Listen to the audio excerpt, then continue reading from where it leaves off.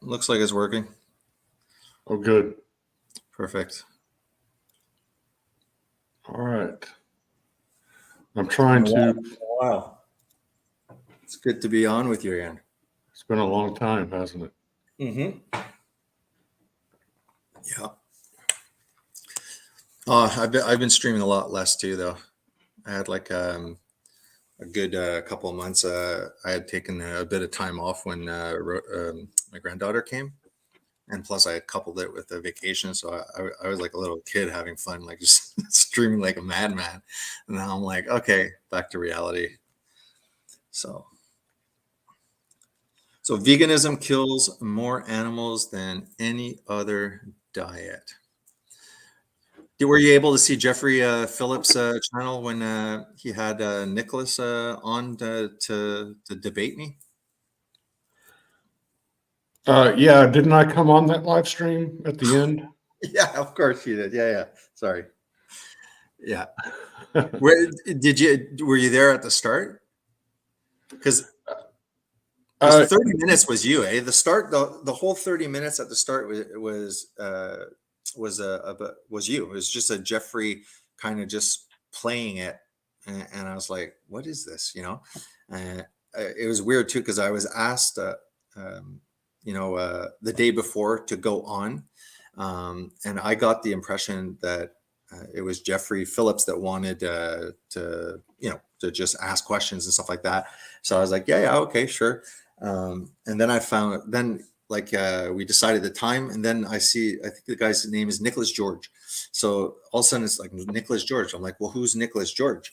And I tried to get an answer like, okay, so is this a Christian? Because there are some Christians that are vegan, right? They think, that Christians should be vegan. So I was like, does he know I'm a Christian that's an omnivore, and he's going to present me this Nicholas guy that is a Christian but is perhaps vegan and stuff like that. So I had no idea, and the wording that he put it was kind of weird. It said, "Is Christianity against veganism?" So it's like kind of like a weird wording and stuff like that. But when you come on, like for Christians and stuff, you're put on trial right away. You're already the underdog. You never put that person's worldview. You come in. So it was very simple. I was like, no, it just very specifically says not to be bickering and fighting about food and stuff like that. Is that food doesn't have anything to do with spirituality. It comes in, it goes out the other end. I showed like there was at least 5 passages. I do my PowerPoint presentation and everything.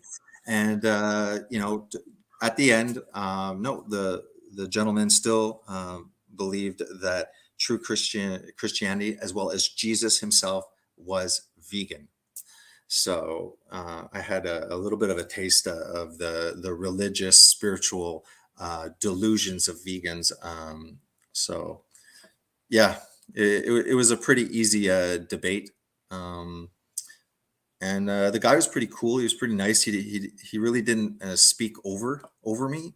He actually allowed me to speak quite a bit.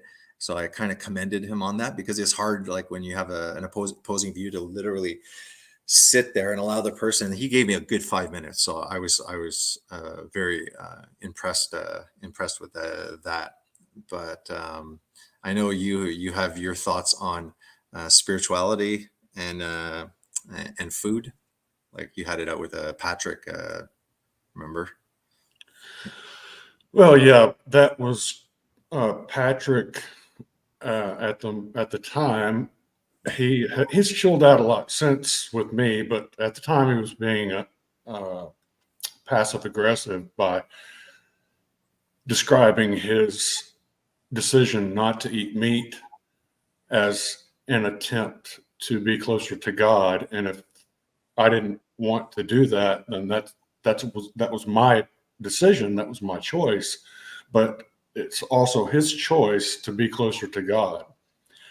And in other words, the way he worded it put him closer to God and put me further away from God based on him not eating meat.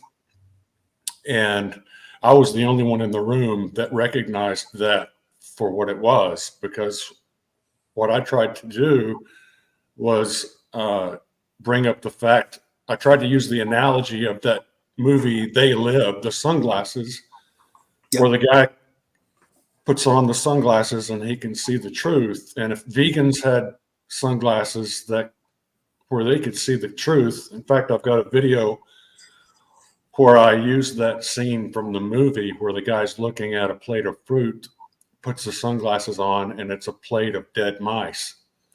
And that's, in a nutshell, the vegan diet. There's quadrillions more instances of animal death associated with the crop agriculture that produces the items on the vegan menu, and that's just a fact.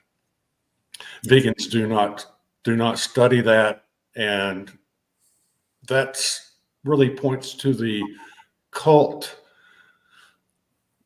flavor of veganism, where they refuse to look at certain facts, refuse to assimilate certain facts into their veganism, their vegan activism. You never see a vegan standing out front of an apple orchard demanding that these farmers don't spray these neonicotinoid pesticides that are driving all the pollinators extinct, killing upwards close to 1 million birds a year, or what is it, 667 million birds are harmed by these pesticides every year, and 67 million die. And that's considered a conservative estimate. And we had spoken at one point. I'd popped up the how many generations of poisonings it occurs. Yeah, that first generation animal that eats the dose dies over days, if not more than 7 days. Slowly anticoagulating, hemorrhaging, bleeding to death, and stuff like that. Whether while it's being poisoned, it gets eaten by a bird or whatever, and it just keeps on going down the food chain. Yes, becoming somewhat more and more diluted, but I just remembered how shocking it was, the article that we had looked at together. I'm sure it was with you about the percentage of wild animals. They had checked coyotes, all sorts of different populations. They're all tainted with like hundreds of different forms of chemical pesticides or chemical, farming chemicals and stuff like that. Used in plant agriculture. So even Jeffrey Phillips, it's disingenuous when I bring up nutrition and physical degeneration. He doesn't like that. He doesn't like that. He always, so that he's not seeking the truth.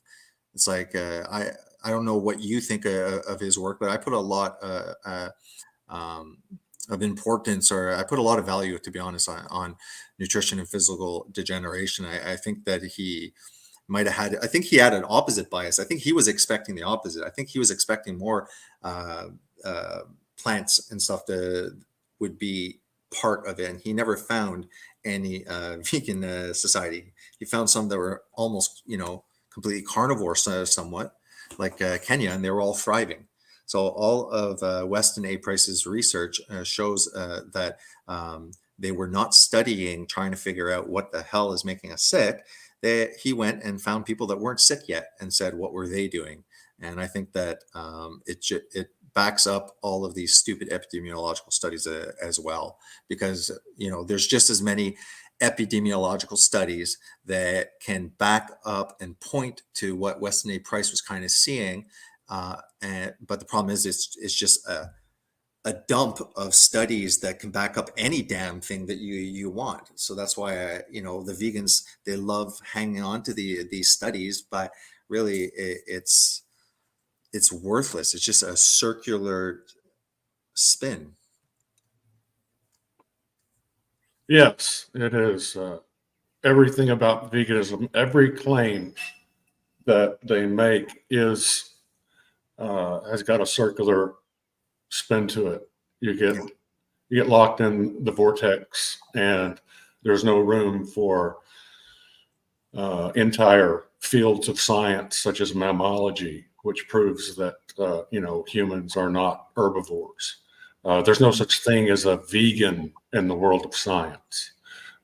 As a mammal, you're either going to be a monogastric animal with one stomach, or a foregut fermenter like a cow that's got three stomachs, or a hindgut fermenter like an ape, gorilla. It's got a cecum, produces cecotropes, which are poop that they eat. You don't see vegans eating their poop. At least I haven't. I've asked several of them to please post videos of this, because that would be their vegan source of B12. But maybe they don't wash their hands, and it's a low dose after every meal. Just every well, bathroom, and don't wash your hands, and it's again. They do argue that we're too hygienic. That the excess hygiene has led to it. There's no evidence of this, but they claim that all of the bacteria in the soils of the world have been destroyed, and there's no B12 in the natural world anymore. I guess people go out there and, like in Africa, chase down those wildebeests one at a time and give them a B12 shot. It's a hell of a deal, that this world that vegans paint, which is a total fiction. Yeah. Reminds me of the concentrated animal feedlots where the cows, they spend the last 3 months of their life actually in heaven. It's vegans paint this as a hell on earth for these cows, but cows are very gregarious. They want to be around each other. So corral them up in a big corral, and as long as they're next to another cow, they're happy. Now, feed them corn and corn byproducts for 3 months, and that's like feeding candy to babies. They love it. Mm-hmm. So the idea that these concentrated feedlots are torturous to the cattle is a complete lie. And before that, those cattle are out on pasture. And most pasture is not cultivated grass. It's just pasture, like native grassland prairie. Yeah, we're big in Canada, like Alberta and stuff like that. It's just flatlands over there. Yeah. And that's so a lot of our beef is there. Without those ruminants out there grazing, then it actually harms the soil. They're one of the major natural ways that the Earth's ecosystem cycles carbon from the atmosphere back into the soil.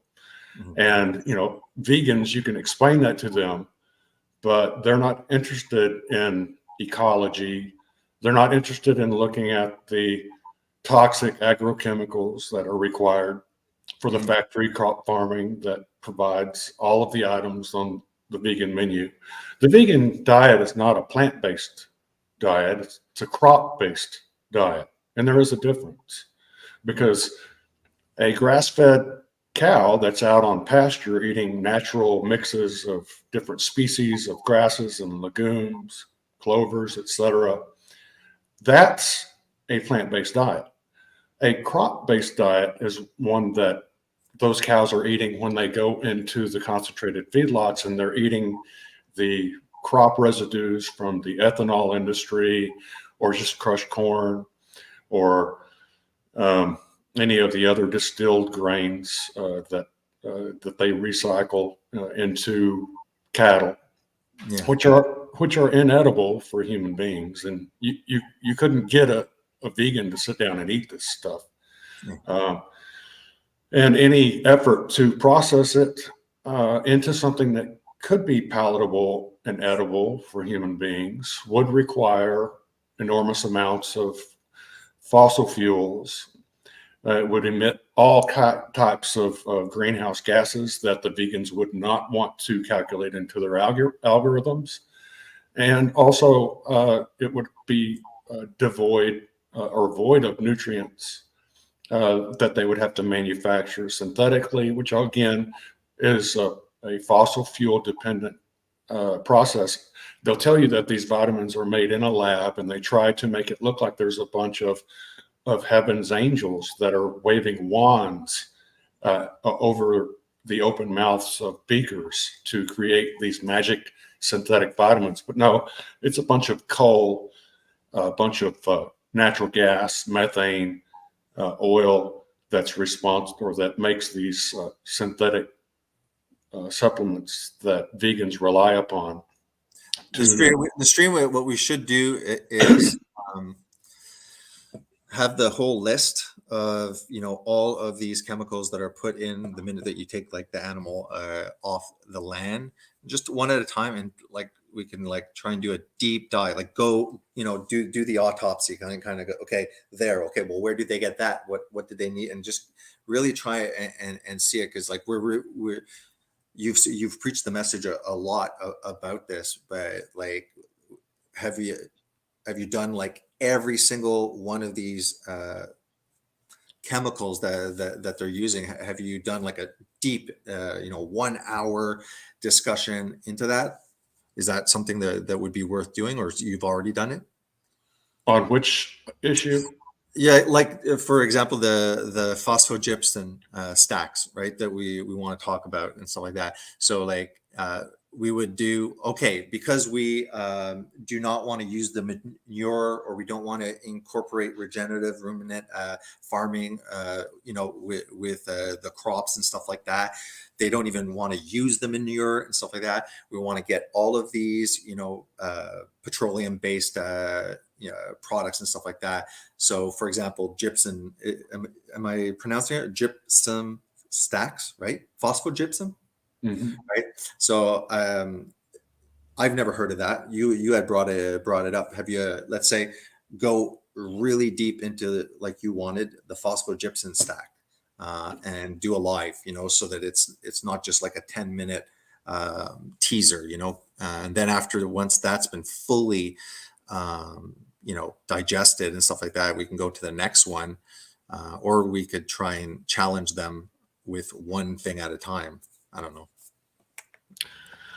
It would be nice if we could get a vegan to come on these lives with us and face these issues that are associated with the factory crop agriculture that produces the items on the vegan menu, because their aversion to learning about this, to me, implies a lack of sincerity in their proclaimed love for the animals.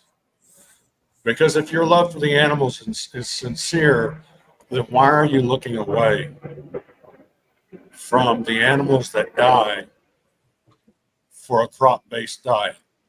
Mm-hmm. They just only care about the sensitive animal. They only care about the cuteness. They only don't care non-cute animals. I have to disagree with that, Darth, because there are lots of cute wild animals. Raccoons are cute. All of the baby animals are cute. Baby deer are cute. Big deer are cute. It's not a cuteness. I mean, I spent a dash of time believing that too, but it doesn't really have any correlation with cuteness.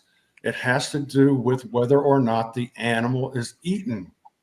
It's not whether or not the animal is cute or whether it was killed.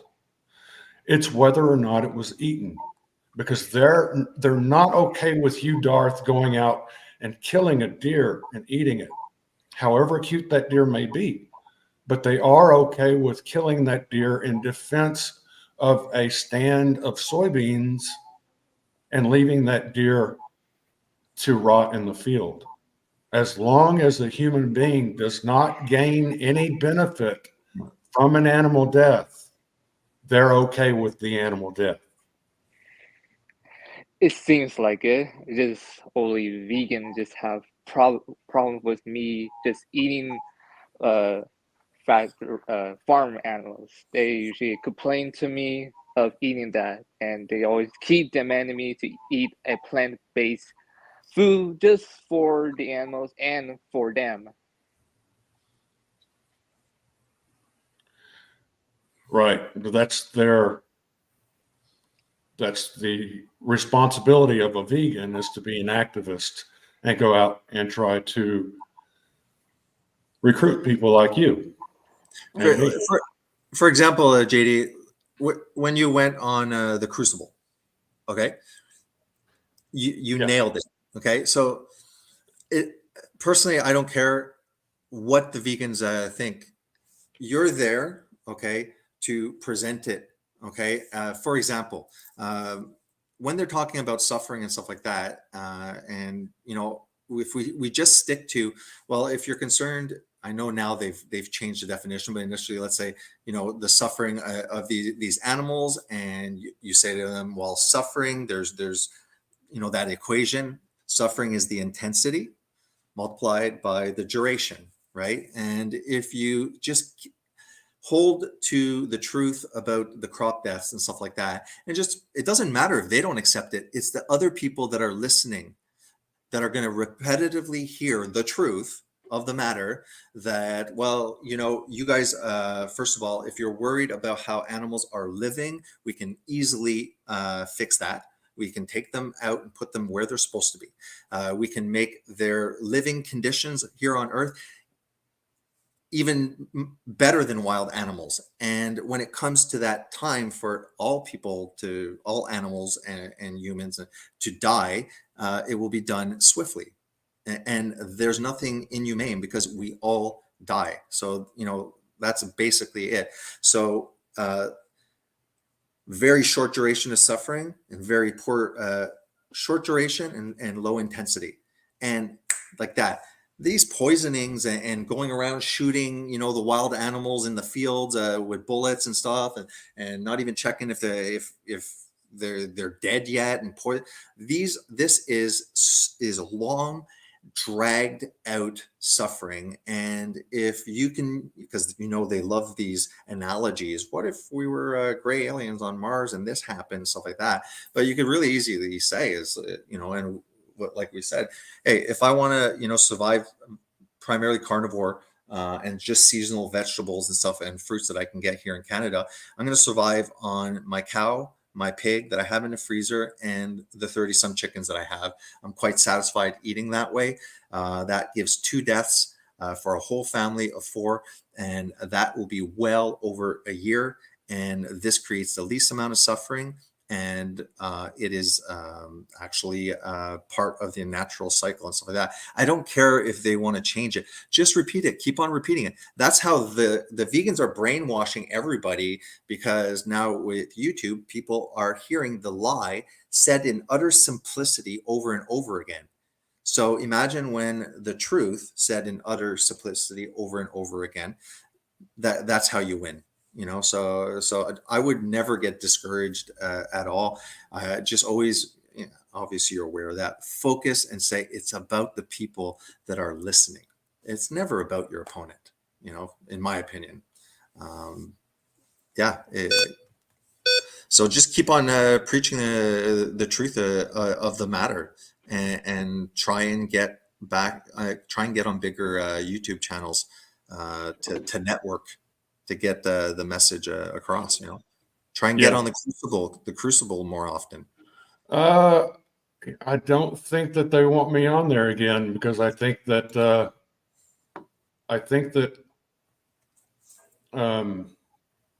Vegan Gains actually has a pretty good relationship with Andrew.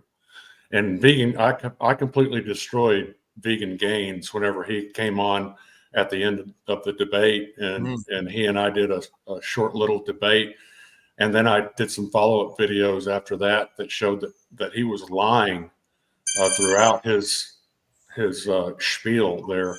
So never heard back from Andrew, and I actually told both of them, and they agreed that Vegan Gains and I would do a debate on the Crucible. But then I looked up, and Andrew was debating Vegan Gains on veganism on the Crucible. So, I have a weird feeling about something that went down after the last debate that I had there. So I want to show you this video here. Yeah, sure. This refers to what you were talking about earlier, the suffering issue, which vegans claim to be so concerned about. So here's what we're seeing. Hold on a second. Let me see if I can. All right.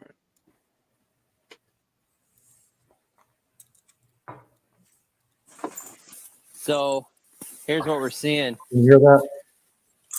Rats get in here and they strip all the kernels out at night. So I'm losing all of my corn to the rats. And I had a decision. I was told by a native, you got to poison the rats. If you don't poison the rats, they're going to get your corn. Hello everyone.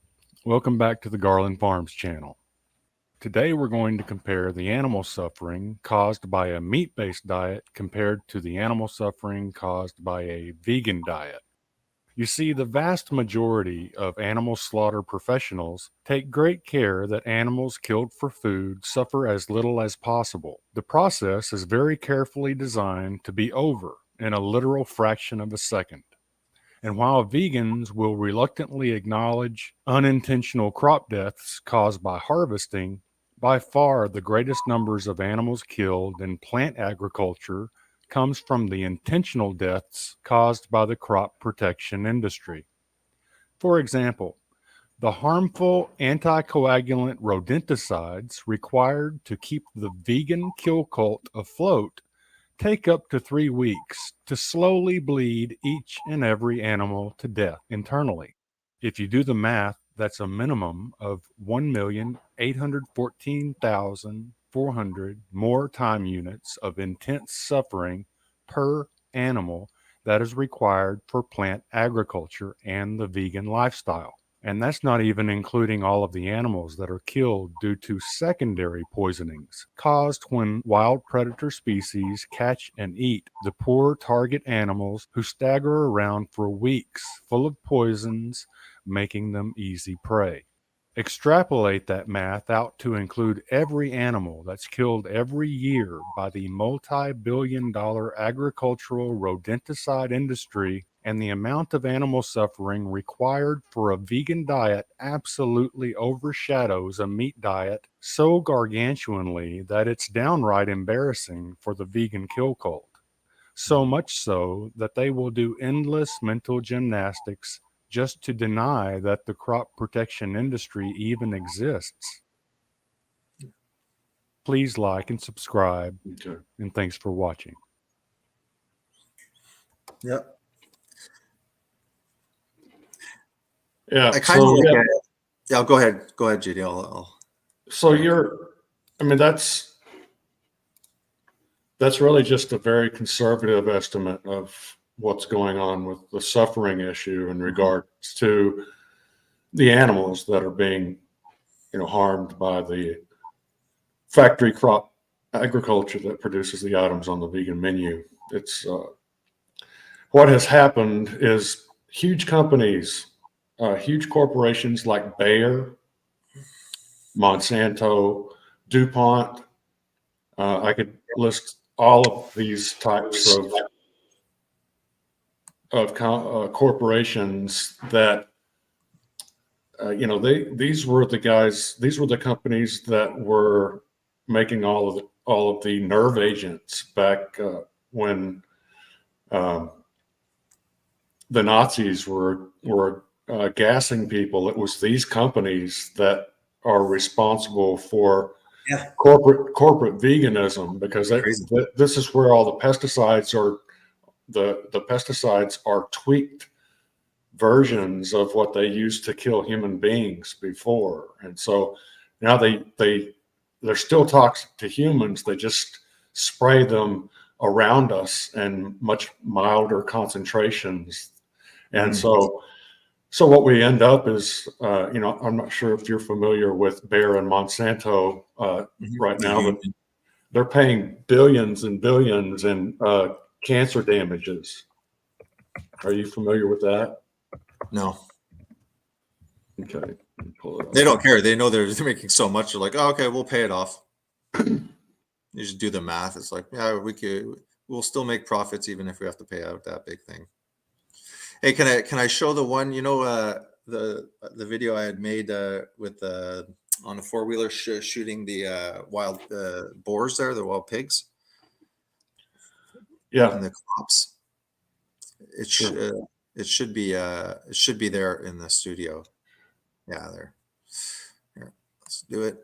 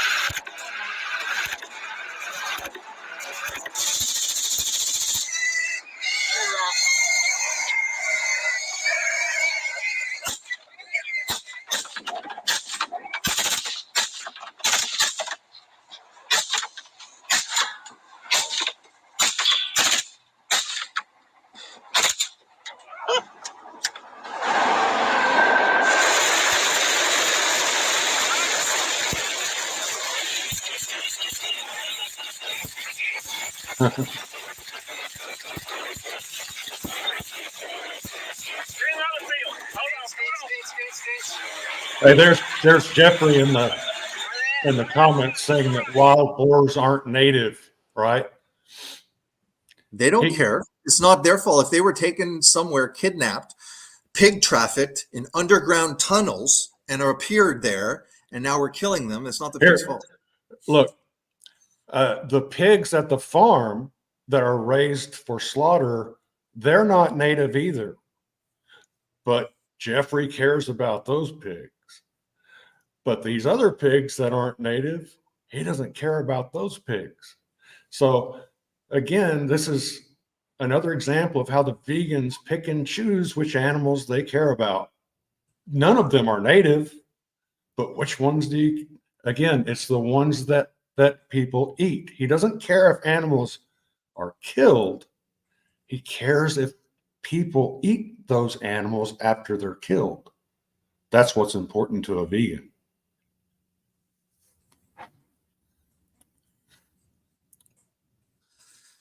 Right? Yeah. Yeah. I've been over this thousands of times with thousands of vegans, and they're always talking about the animals that are killed to be eaten.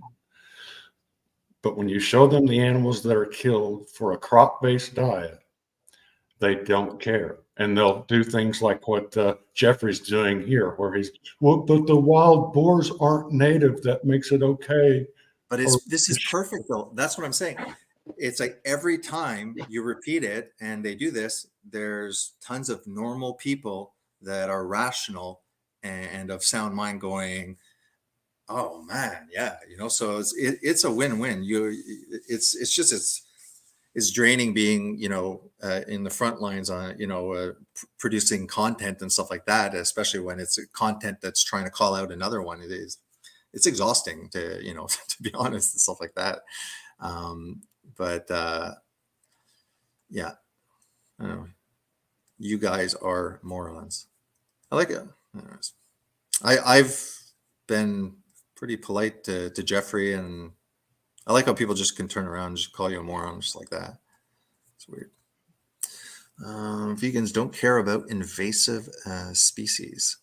Yeah, so we just need to build a community of people that are willing to do exactly like the vegan community. It's kind of weird. Like, I didn't realize like veganism is actually really small. Like, like YouTube, because of YouTube, it's really the vegans that are on YouTube, which are not like million. They're really the ones that are deciding veganism. Like it's like a religion, and whatever happens on YouTube in relation to veganism, it seems like this is where all of the things are happening. Like, can you explain again? Because I don't know too clearly, and my viewers don't know how they changed. First of all, the definition of veganism, kind of like it was this, then they changed to that. And when you started calling out crop deaths, do you think that the change in definition occurred literally because of the influence here on YouTube, or do you think that it has nothing? Basically, I'm kind of hinting like, is this because of you that there's a recent change in definition to veganism? Yes. I think Yes, it so. is. I really think so. They're gonna laugh. They're like, oh yeah, it's like, no. To be honest, because Jeffrey, when he was being coached by all of these like higher up vegans from all around the world, and just coaching and talking, and they literally, like, that's why it is exhausting, sounding the alarm, but you really, it shows that you made a change. If they literally had to start talking about, what is it, right violations, can you just re-explain it, because it doesn't even make sense to me how we're talking about animal rights and giving them human rights. Like, what exactly is this insanity? Well, they have this concept of negative rights violations versus positive rights violations. Okay. And the negative, as I understand it, a negative rights violation would be like, you've got all these animals out there in nature, and there's a forest there and a bunch of meadows, a lake. There's this whole ecosystem going on, and these animals are living their lives. And then big factory crop agriculture comes in there and cuts down all the trees, plows up all the ground, kills all of the animals that were there, displaces the ones that don't die, poisons and shoots the ones that return. That would be a negative rights violation. However, they don't consider that negative rights violation. Instead, what they do is they pretend that the world began when the crops appeared in the field. And when the animals come back to their territory and they try to eat those crops and the crop farmers kill them, then what the vegans are claiming now is that's not a negative rights violation on the animal to kill them. It's a negative rights violation on the farmer, because the animals are trespassing on the farmer's property, damaging his property. And so the first most egregious negative rights violation, vegans ignore that. But yes, they're using this negative rights violation just because vegans are so used to not having any type of critical thinking audience. The audience is not thinking critical, because the audience, even if they're not vegan, they have been conditioned for decades and decades by Edward Bernays and the school of thought. And if you don't know who Edward Bernays is, look him up, learn everything that you can about that man. He was more influential over all of us than our own parents were. That's where a lot of our conditioning comes from. It started with Edward Bernays, big time. And now all of the marketing is Bernaysian. They don't want you making purchasing decisions based on any type of critical thinking skill or facts or knowledge or evidence. What they want you to do is make all of your purchasing and consumer habits and actions should be based on emotion. Yeah. And that's why veganism is constantly forcing people to watch animal torture porn that has been supplied by nefarious organizations like PETA, which have been caught staging animal torture porn to be filmed in order to turn people vegan. So the rest of corporate veganism, like I said, you get into Bayer, Monsanto, DuPont, Kraft, all of the junk food, ultra processed food industry. That's the push. That's the money behind the big veganism movement right now, and the pesticide industry. The pesticide industry is very, really rubbing their hands at the prospect of a vegan mandate, because they're going to, the pesticide industry. These pesticides are made from petroleum, so the pesticide industry is essentially a derivative of the petroleum industry, and so. They're not, they talk about turning off the oil spigots and starving us of fossil fuels for our lifestyle, the WEF and their 2030 vision and all of that. But they never do talk about the fact that their vegan world is going to require gargantuan amounts of petroleum. Maybe that's why they want to take the petroleum. They want that petroleum in order to fuel a vegan world, because there would be no vegan world unless you've got fossil fuels. Without fossil fuels, veganism will fall flat on its face. And there'll be a massive famine, massive global famine if there was a global vegan mandate. There's nutrients, essential nutrients, that just do not exist or are in a form that is unabsorbable or unavailable, unusable to the human body. So humans didn't need observational sciences, nutritional sciences to teach us what we're supposed to eat. Humans weren't confused, okay? And we just, ate an omnivorous diet, and we supplemented, take advantage of the calories that we can get from carbohydrates, and we prized the animal food, and we, ate organ meats, which all our grandparents had no issues with organ meat. So it's a big change. Like even me and we've spoken about liver and stuff like that, but there's just, the sad reality is that there are nutrients that don't exist, and that long term we would become deficient. But because we have the ability to supplement and fortify foods, okay, so that on paper we can look at the side of the box and it has it there, here, all of a sudden, this is the way to go, and stuff like that. It's moving completely in an unnatural fashion. It's a dangerous lie. It's a dangerous deception and stuff like that. I have two people doing keto, which is really weird, because they didn't even, it wasn't even me. I haven't really been speaking keto at work, and they decided, and they're both losing weight, and they're doing good.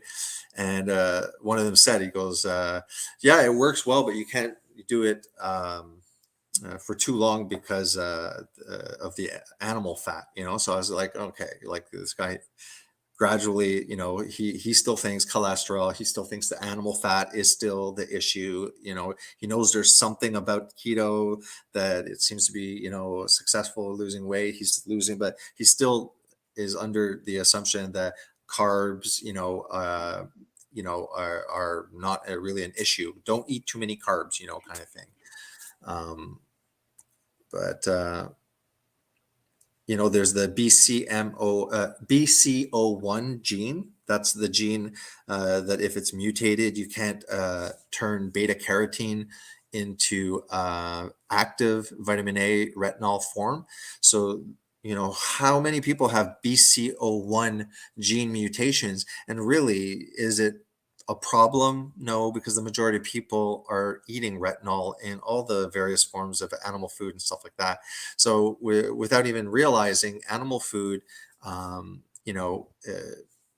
is going to supply you with that. But if you want to live in this new compassionate green vegan utopia, we're gonna have to test massively for BCO1 gene mutations, and those people will have to find some way. So what are you going to have to prescribe now retinol to the population that have BCO1 gene mutations for beta carotene? It'll be like, oh well, you need.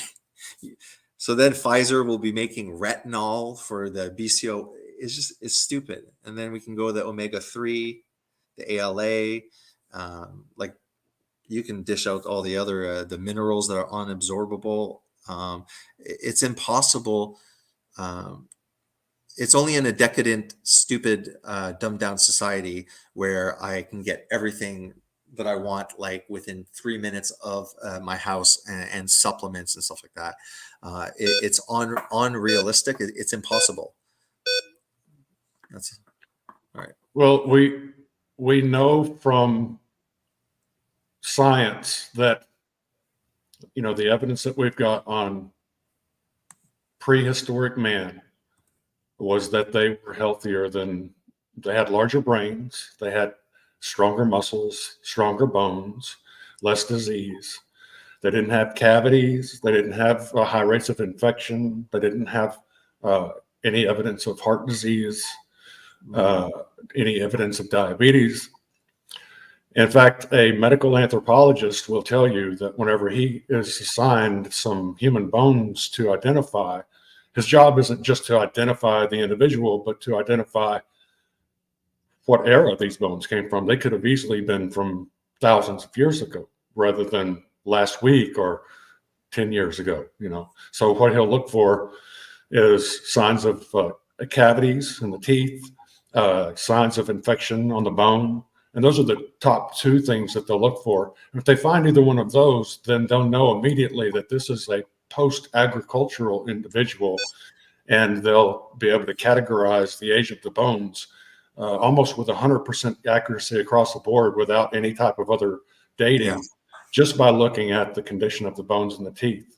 Pre-agriculture, we were eating a hunter-gatherer diet.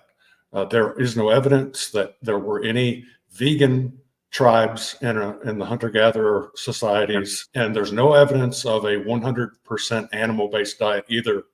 The evidence of these ultra-healthy, ultra-big-brained humans, the evidence shows that they were eating somewhere between a 55% animal-based diet and a 75% animal-based diet.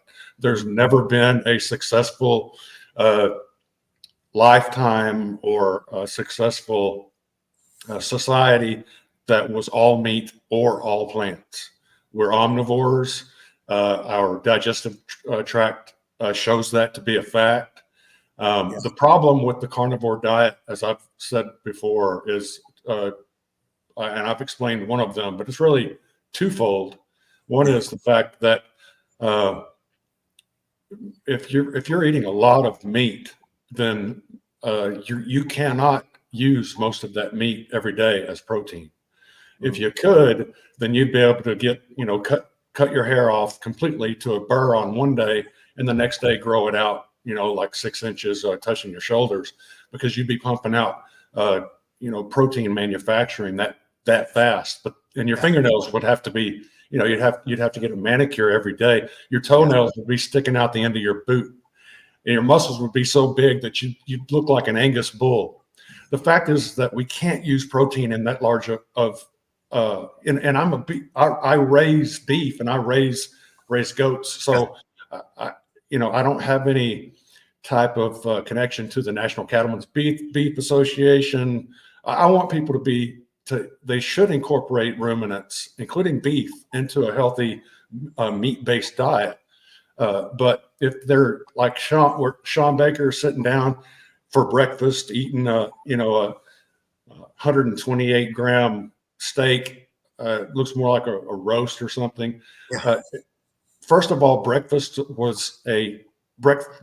not a natural meal for human beings. It's a that's why people do so well on the 1 meal per day program, the OMAD program. Mhm. So sitting down to a big steak in the morning is absolutely not recommended.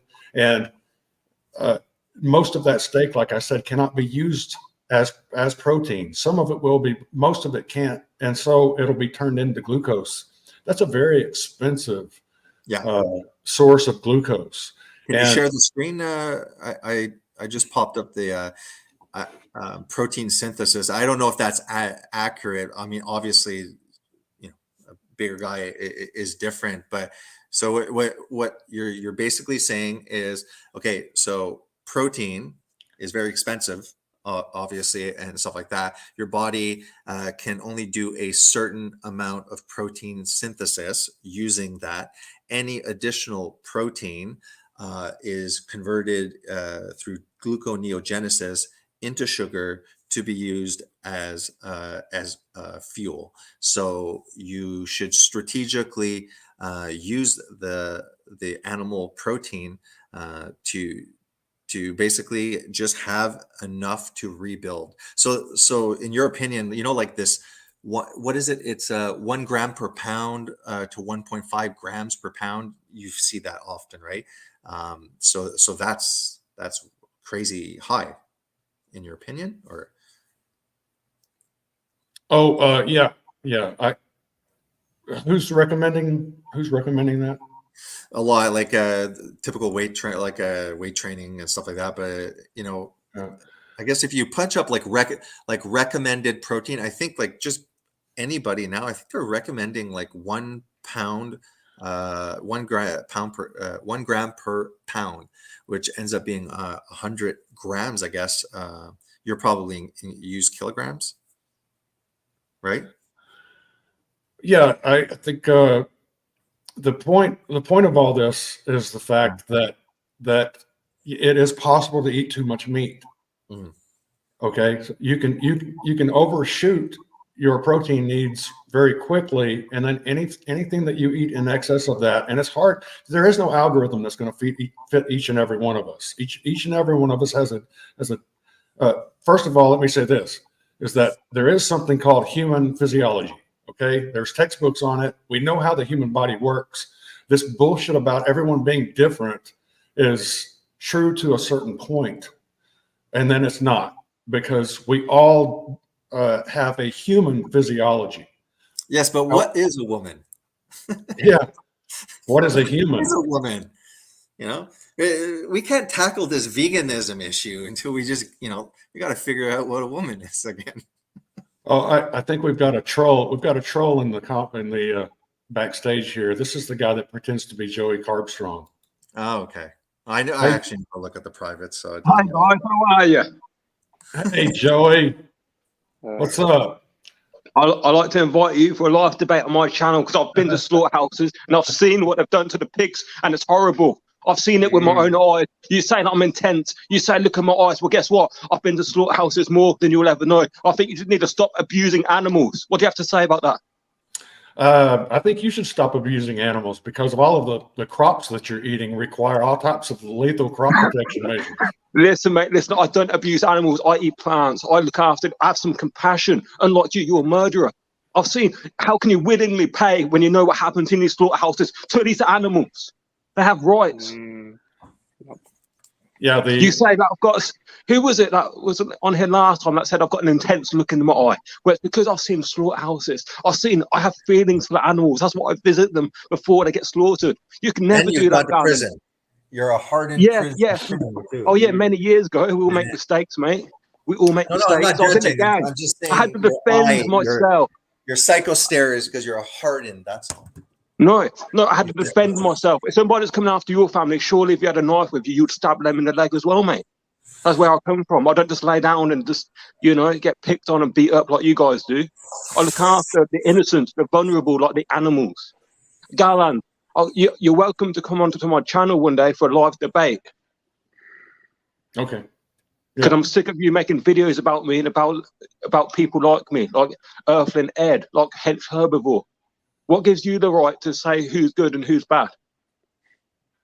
I have my opinion just like you do. Yeah, I think you need to stop eating animals. That's what I think, mate. How would you like it if you was? How would you like it if you was in a slaughterhouse? How would I like it? Yeah. Pretty close. I'd be pretty close to some really fresh meat. Mm. No, Not you wouldn't. You can never put yourself in their shoes, mate.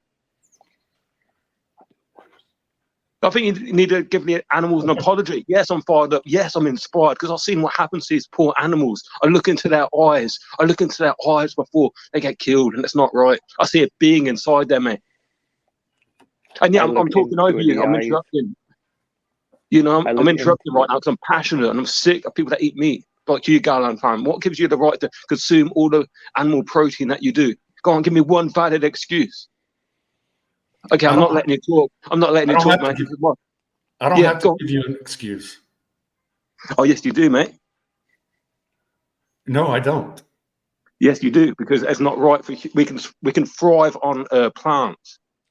We can't thrive on plants. Yes, we can, mate. Look at No, me. we Look at Herbivore. Look at Earth and Ed. We're all doing better than you. We all look healthier than you.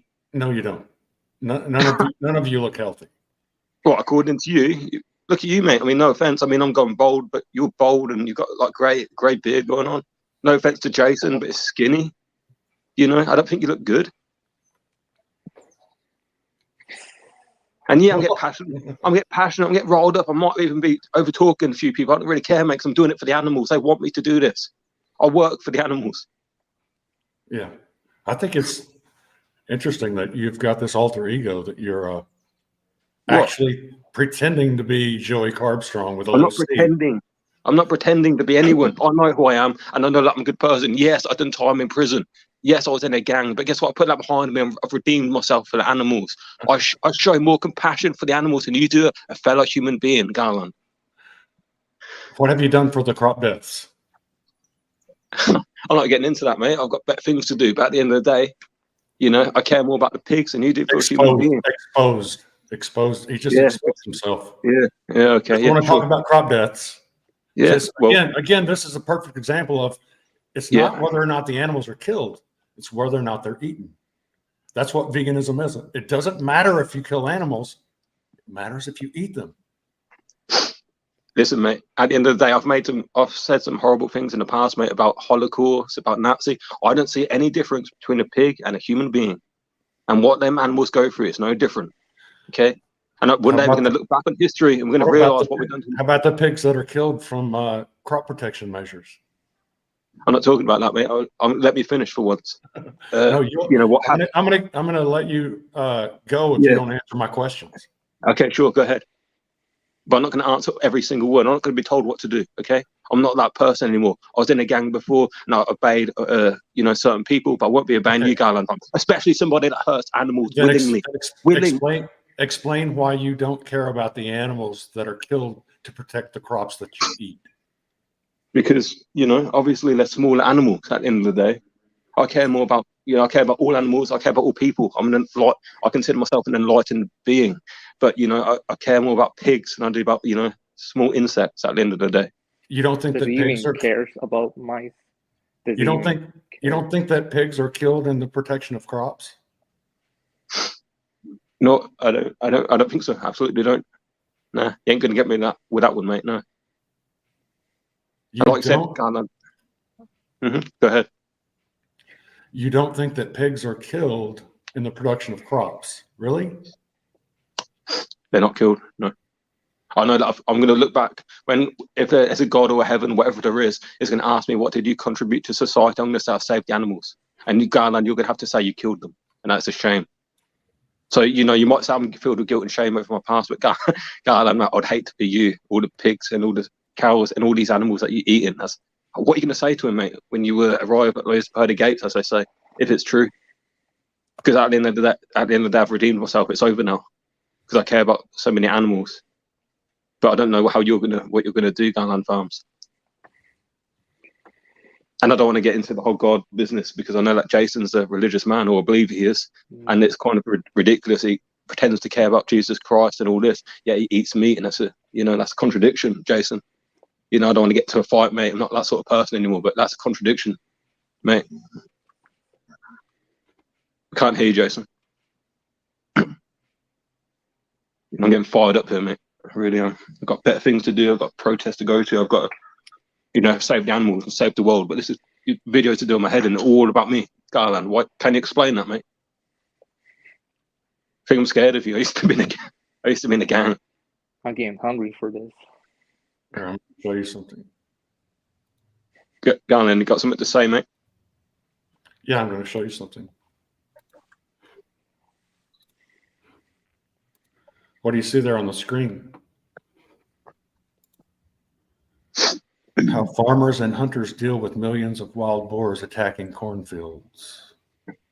All right, so you're going to find an old video, which is probably fake, to try and, justify yourself. Is that right, Garland? Yeah. Good, I could do that as well, mate. Central Texas crop protection, thermal hog hunting. Didn't you claim earlier that that farmers don't kill pigs? I said a lot crop farmers. At the end of the day, mate, I said a lot of things that I, but you're not gonna, I can do a quick Google search, mate, and I can prove myself right and you wrong any day of the week. But I'm not going to go into that. At the end of the day, I mean, you don't want to look. You don't care about the animals that die for the crop-based diet. We got it. No, I actually opened with that point. You just proved it. Vegans do not care about animals. They only care about the animals that are scheduled to be eaten. Killing an animal in defense of crops, they like that. Like they get their jollies from knowing that exponentially more animals are killed in order to protect the crops that provide the items on the vegan menu. They know this because they're misanthropes, or they ignore this because the ultimate goal of veganism is not to protect animals, it's to harm human beings. Yeah, well, guess what, mate? At the end of the day, you're not going to solve all the suffering that goes on in this world. You're not going to be able to save I'm doing a lot better than you guys are, obviously, but you're not going to be able to save the entire planet. Okay, there's going to be a few insects that might die along the way. Big deal. I care more about the bigger animals, and I care more about the human. So you care more about the bigger animals because size matters. Yeah. No, I care, but size matters. Yeah, right. At the end of the day, none of you guys have been to a slaughterhouse. I've been to many. You see my videos. I go to slaughterhouses. I see what happens. I look at the pigs in the eyes before they got slaughtered. I've been to all these protests. I've done so much for the animals. If the animals could thank me, they would. What would they say to you, Garland Farm? Go on, I'm talking over you because I want an answer. Go on, keep pussyfooting around it. I want a real answer from you. Okay, I'm fired up. I'm intense. Yeah, big deal. But go on, explain. How can you justify what you've been doing to these animals? How can you justify a crop-based diet when you know that the crops are driving entire species into extinction? I'm not going to get into that. Okay, get me. What was that question again? How can you ignore all of the animals that die as a result of the lethal crop protection measures that are employed by the factory crop production that's responsible for producing the items on the vegan menu? Well, I can't answer that, mate, because at the end of the day, there's always going to be suffering in this world. But I think it's important to minimize it as much as you can. Yeah. So if suffering is intensity multiplied by duration, and your animals that are being poisoned and shot in the wild to protect the crops, like we said, it can be very long, it can be days, and it can be, maybe slow pain, but it can ramp up. So there's a lot of uncomfortable suffering with that. It's better I agree with you. If you're alive here on earth, you're going to die somehow. So we should be good shepherds, and we should pamper those animals and, protect them, give them the best life possible. Yeah. It's a win-win situation.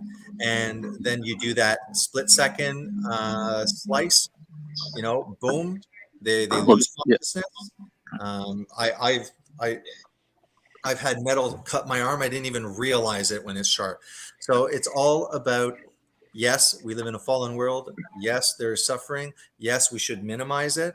And by minimizing it is First of all, eating nutritious food that helps minimize human suffering, and then being shepherds to the wild animals. And not only that, but those wild animals, we are mimicking more the ecological cycle, and that's not that much of a difficult overhaul of changing the whole farming to incorporate regenerative farming. Jason, I agree with what you're saying. I agree with what you're saying, mate. I've got a question for you, if you don't mind. It's a bit of a, I don't know if I should ask you or not. I'm sure you don't mind, right? No, I don't mind. You say you're a religious man. How are you going to defend yourself when it comes down to it? What are you going to say when you're asked? How can you justify what you've done to those poor animals, those poor beings? If you're a man of God, and I believe that you actually mean that, how can you justify that, Jason? The question is moot. The question is moot. The question is moot. The question is moot. No, do not answer that question. I've already answered that. God, I know you didn't, my friend. Yes, I know did. You didn't. How are you going to justify? I told you that I would answer that question when you explained to me why you don't care about the animals that die for the crop-based diet. I do care. I do care. If you don't want to answer that question, if you don't care about those animals, I'm not afraid of any questions. There are more animals that die because of crop production than in the entire animal agriculture industry. Period. Well, go on. I'll answer any question. I'm not afraid of questions. I used to be in a gang. I'm used to this. This is nothing to me. You're still in a gang. How am I still in a gang, mate? I care. Go on, explain how I'm still in a gang. How? Veganism is a gang. It's a gang. It's a cult. No, it's not. It's not a gang. It's not a cult. We're better than. It's a gang. We're doing better than you. Okay, and we'll continue to thrive, and we will win this war. We will save the animals. We're going to say there's nothing that you can do, Garland or Jason. You're working on behalf of DuPont. You're working on behalf of Bayer, Pfizer, Kraft, General Mills, Monsanto. No, not at all. Not at all, mate. You'll never win. You'll never win. We're going to petroleum industry. You're working for the petroleum industry. You haven't spent a night at the slaughterhouse. You haven't done any. You have. I've been doing this for about 10 years, more than 10 years. I know exactly. Would you marry a pig? Would you marry a pig, Joey? Obviously, I'm not going to marry. I'm not going to marry. Obviously, I'm not going to marry a pig, but I care more. I certainly care more about because you're spending the night at slaughterhouses. I'm wondering how far you're carrying your taking. Look, at the end of the day, I care more about the pig than I do you, Garland, because the way you treat them isn't right, and it's not. We're not putting up with it anymore. You're not gonna win over any vegans. We're not going back to eating. We're not going to eat meat, mate. It's a healthier lifestyle. It's more spiritual. I don't want you to eat meat. I don't want you to eat meat, and I don't want you to take supplements. But that's just my opinion. I don't need supplements, mate. Yeah, I don't think that vegans should be taking supplements. I think that they should face the consequences of a plant-based diet, which is health, fitness, well-being, happiness. It's all the good things in life. You meet it as a depressed, you're fat, you're out of shape, you've gone bald and grey like you know, because obviously you get personal with me, I get personal with you too. And at the end of the day, your health is going to crap. We're thriving. Look at me. Vegans don't get old and grey because they die as infants. Yeah, okay. Look at Hench Herbivore. Look at that Paul Hench Herbivore. He's in bodybuilder. He's in much better shape than you, mate. Oh, he does steroids. Yeah, to me, he didn't he just get out of the hospital with some type of infection? That was months ago, mate. Yeah, that was months ago. I mean, hence she told me it was nothing to do with the diet. He had some type of had nothing to do with the diet. Let's believe the self-reporting vegan. Yeah, I mean, it's nothing to do. Hench is an honest person. He said it himself that it was just an illness. There's nothing to do with the vegan diet. It was just an illness. It was, mate. Yeah, well, unfortunately, why are you trying to get all of my face? Why are you trying to get all of my face? What do you think that's going to do? You think I'm scared? I used to be in a gang. I'm not scared of you. I'm not scared. I think you're scared. Why would I be? I think all vegans are scared. I've stabbed over 5 people. Why would I be scared of you? I think the real Joey Carbstrong is scared of me. I think that Earthling Ed is scared of me. I know that David Rams is scared of me. I can't speak for David Rams. I can't speak for Hench Herbivore, but I'll tell you right now, mate, I'm not scared of you. I used to be in a gang. Surely you know it's well documented. It doesn't matter. I I know that you're scared of me. I know that you're afraid. Why would I be? I'm That's not. why You're scared. You're That's why scared. you're here. You are here because you are afraid. You're scared of the truth. That You wanna- vegan is the way to go forward in life. Yeah. The world, There is no peace. the world is going forward, and it's going vegan. Go Vegan for the animals. If you want to cause the most amount of animal death, then go vegan. No, absolutely not. Nowhere near the amount that is with meat eating. Mate. If you want to cause the most death and suffering, go vegan. Listen, mate. I think you just need to. I've proven that again and again. I've got better things. You should be thankful. Your own position on honey proves this. You've got nothing better to do. You should be thankful. You said before that honey is not vegan based on the fact that you care about honeybees. However, honeybees are being driven into extinction by the pesticides used on the crops that produce your menu, the vegan menu. Okay. Look, if you think that you're thriving compared to me or Hench Herbivore, give one statistic there. How do I or Hench Herbivore look worse than you? How are we doing worse than you? We're thriving, like Hench Herbivore says. Where do you get a vegan? No, you don't even know how many animals die every year because of your diet. Yeah, but we're healthier than you will ever be, mate. We're doing better than you. Hench Herbivore looks better, but yes, he does. No, he looks way better. So do I, mate. Like I said, vegans. Yep. Vegans drop out at what 90% within the first 2 years. Yeah, but they've done it wrong. Because of health issues. Okay, I'm talking over you. Sorry about that. Because of health issues. At the end of the day, them 90, I'm not going to deny and say that you're wrong. I mean, some people are not strong enough. They can't take the vegan diet. They're not educated enough, unlike me, so they don't know what foods to eat. But I can guarantee you, if they've done it properly with my guidance, I don't do any sort of programs or anything like that. But let's say they wanted me to help them out with their lifestyle, I would still be vegan. I tell you that now. Okay, Jason, you're ready to continue that conversation we're having. And I'm sorry for talking over people. I'm known to do this, and I get fired up with fucking passionate because I care so much about the fucking animals. And, I'm sorry. Joey. Yeah, go ahead. Yeah. I want just go to Jeffrey Phillips. Can you just share screen before you let Joey go? Yeah, thanks for letting me on, by the way, Gallon fans. I appreciate it. A lot of meat eaters don't dare let me on because I just embarrass them. Yeah. Just here. Okay, if you want to know my opinion, I don't care. Christian, no disrespect. Yeah, you're a Christian, but you don't care about. You don't believe in. You don't. Yeah. Okay. Sorry, I'm talking. You don't. I muted him. Say what you got to say, but if you I muted him. Go ahead. If you would like to know the question, or you're talking about a Christian, how can you be a Christian but then you're eating meat? I present this. It's about 30 minutes of them talking actually about Garland, and then I'm speaking with a nice gentleman, Nicholas George. Is Christianity against veganism? And I pop on. If you fast forward, maybe 20 minutes into it ish. Yeah, but you said you believe in Jesus Christ, but you don't believe in redemption. Listen. Okay. Yes. I'm talking about. Sorry.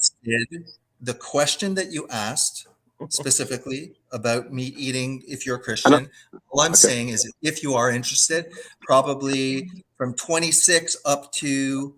And Gallant Farms, I want to apologize because the way you talk to me. If you want to know my response, don't have me personal, I'm not just back out. Okay. Yeah, what was that?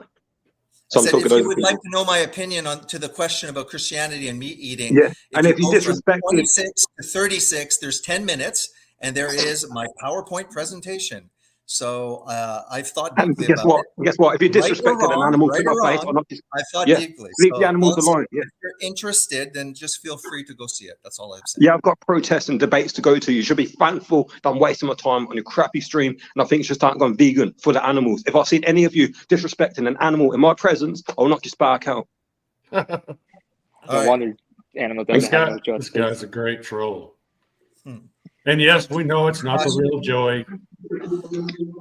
But is he a troll? You think that's not a vegan and just like pretending to be a vegan, or is he a vegan? No, he's a vegan, and Yes, you pretending can to say be that I'm Joey. not Joey all you want. You can say that I'm not Joey all you want. Come down to England and we'll have a debate in person. Come on my channel. I invite you, Garland fans, to come on my channel anytime you want. Send me a personal message and you'll be on my channel and I'll debate you live. I'm not scared of you. I'm not scared of anyone. I'm certainly not scared of anyone that eats meat. I sound think, like- I think the streets of your country are filled with enough problems that are a little more serious maybe than veganism at this Yeah, point. no, it's very serious. It's You- very you- serious. you- Animals. Claim to be Yes, Joey Carbstrong, but you sound more like Tyson Fury. Tyson Fury. I actually like boxing, mate. I used to go to the gym. No, but me and my crew, we used to do boxing actually. But no, I'm not Tyson Fury. I'm Joey Carbstrong, and I don't care whether you believe me. Like I said, Garland fans, leave the animals alone. Honestly, it's going to get serious. You keep making videos about me, saying about my appearance, all that. I'll say a million things about you, but I'm gonna change the person. I've redeemed myself through the animals, and I thank the animals. Lots of money in veganism, promoting veganism, right? It's a hard job. You can't do it. Let's see you do Money. it, Garland fans. You've never worked a day in your life. How can you say that it's a? How can you be sarcastic? Go on. What's your justification for sitting on your ass not doing anything? I'm out there. I'm trying to make the world a better place. Okay.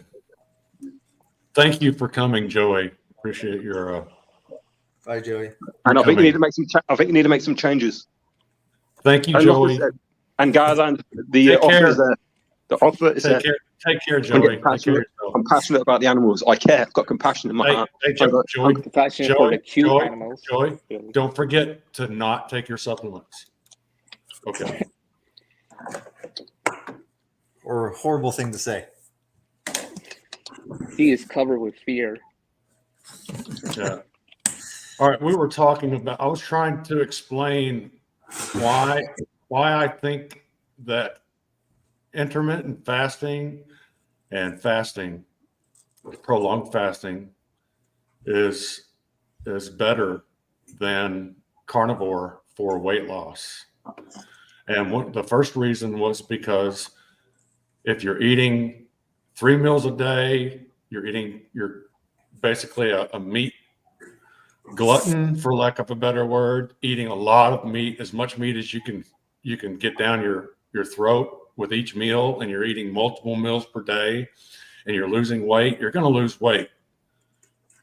But most of that protein is going to be turned into glucose via gluconeogenesis, and that glucose is not going to be entering the bloodstream at a high rate.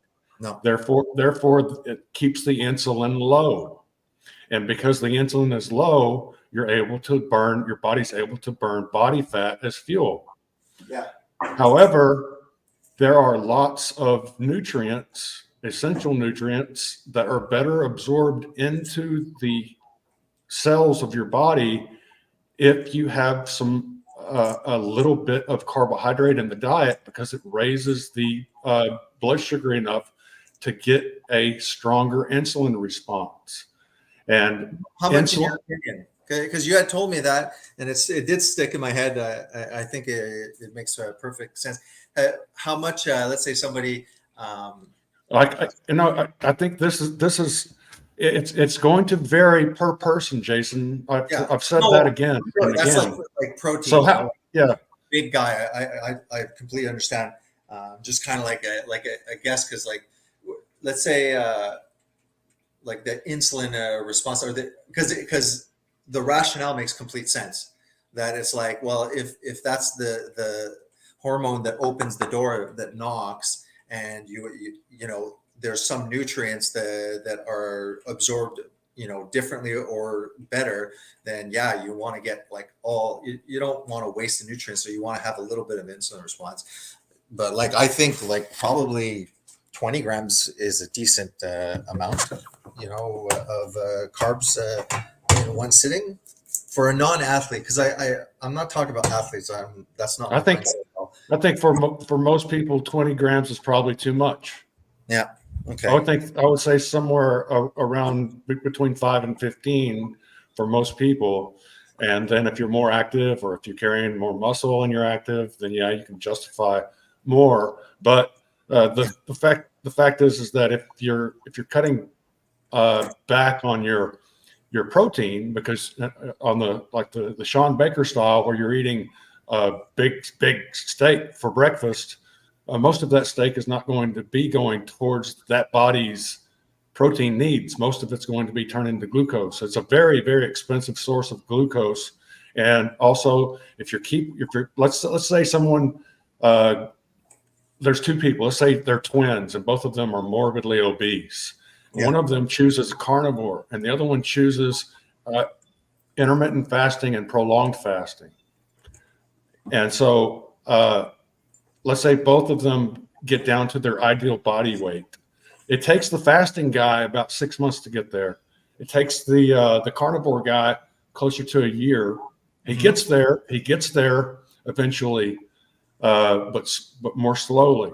And also because over that time, the other guy has been, the guy that's not doing carnivore, he's doing intermittent fasting and prolonged fasting. But when he does his refeed, and he's eating things like liver and other organ meats, steak sometimes, but also he'll include about 10 grams of boiled white potato. Mm-hmm. And so he'll get a little bit better insulin response from that. And because the insulin response is so isolated, it's not packed between a bunch of other insulin responses. So it's not the same as the insulin response that someone like Bruce was getting when he was overweight.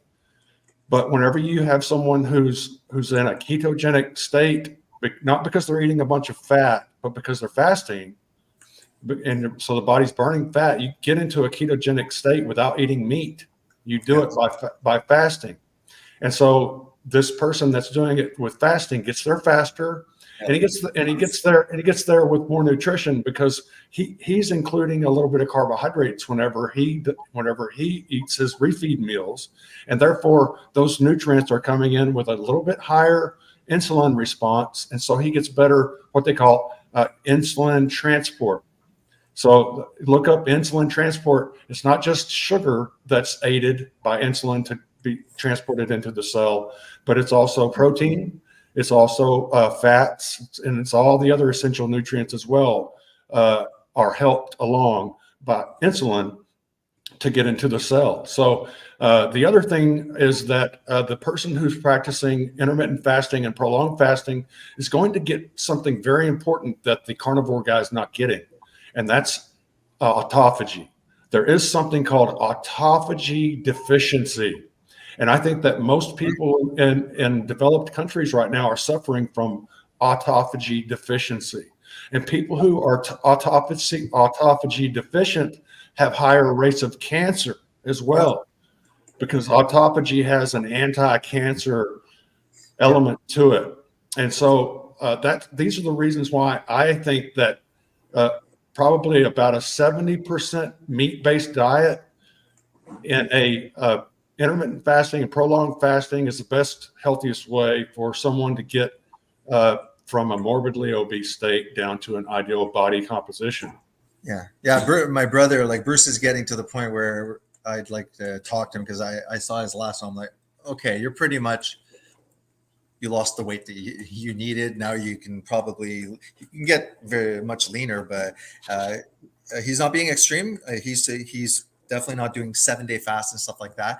But I want to talk with him and make sure, okay, Bruce, like, make sure that you're eating regularly. He seems to be from the last time, but I haven't been doing the Monday streams, because once he had did fasting years ago, and he lost all his muscle. Like, he lost everything, fat and muscle and stuff like that. So well, tell me if this is logical or not. You could with the carnivore diet, you could get from a morbidly obese state down to a perfectly healthy body composition, but also be autophagy deficient. Yeah. And if you've been doing carnivore and doing it like the Sean Baker style, where you're eating gargantuan amounts of beef, and you never do, I don't hear him talking about fasting. I don't hear him talking about the benefits of autophagy. I don't hear him talking about the benefits of insulin nutrient transport. Just the more meat that you eat, the better. And a very specific kind of meat, grain fed. because the grain Well- fed did a little better, like he likes to say. They did a little bit better. Did a little bit better. Like what I find is, for me, like I just eat to satiety, and like I don't eat that much meat. Like I find like the only way I can get extra protein it would be, let's say if I had protein powder liquid, or I wanted to throw 12 eggs and swallow those and stuff like that. But yeah, like if I just eat when I'm hungry. And I do kind of sometimes kind of measure like how much am I eating? Maybe I should like check it out. But if you like, to me, if you're eating what is appropriate and your hormones aren't all screwed up, and you're getting correct signals in relation to hunger and satiety, and you're cutting out, all the processed stuff, and you're sticking to pretty much, meat, fish, dairy, plants, vegetables and fruits, if you want, I think that that's pretty kind of reasonable. The only time I push for carnivore, not push, the only time I would kind of say like maybe it's worth it is people with diseases, or people with modern ailments, people are on something, they have pills because the doctors doesn't know why you have that. It's like, yeah, maybe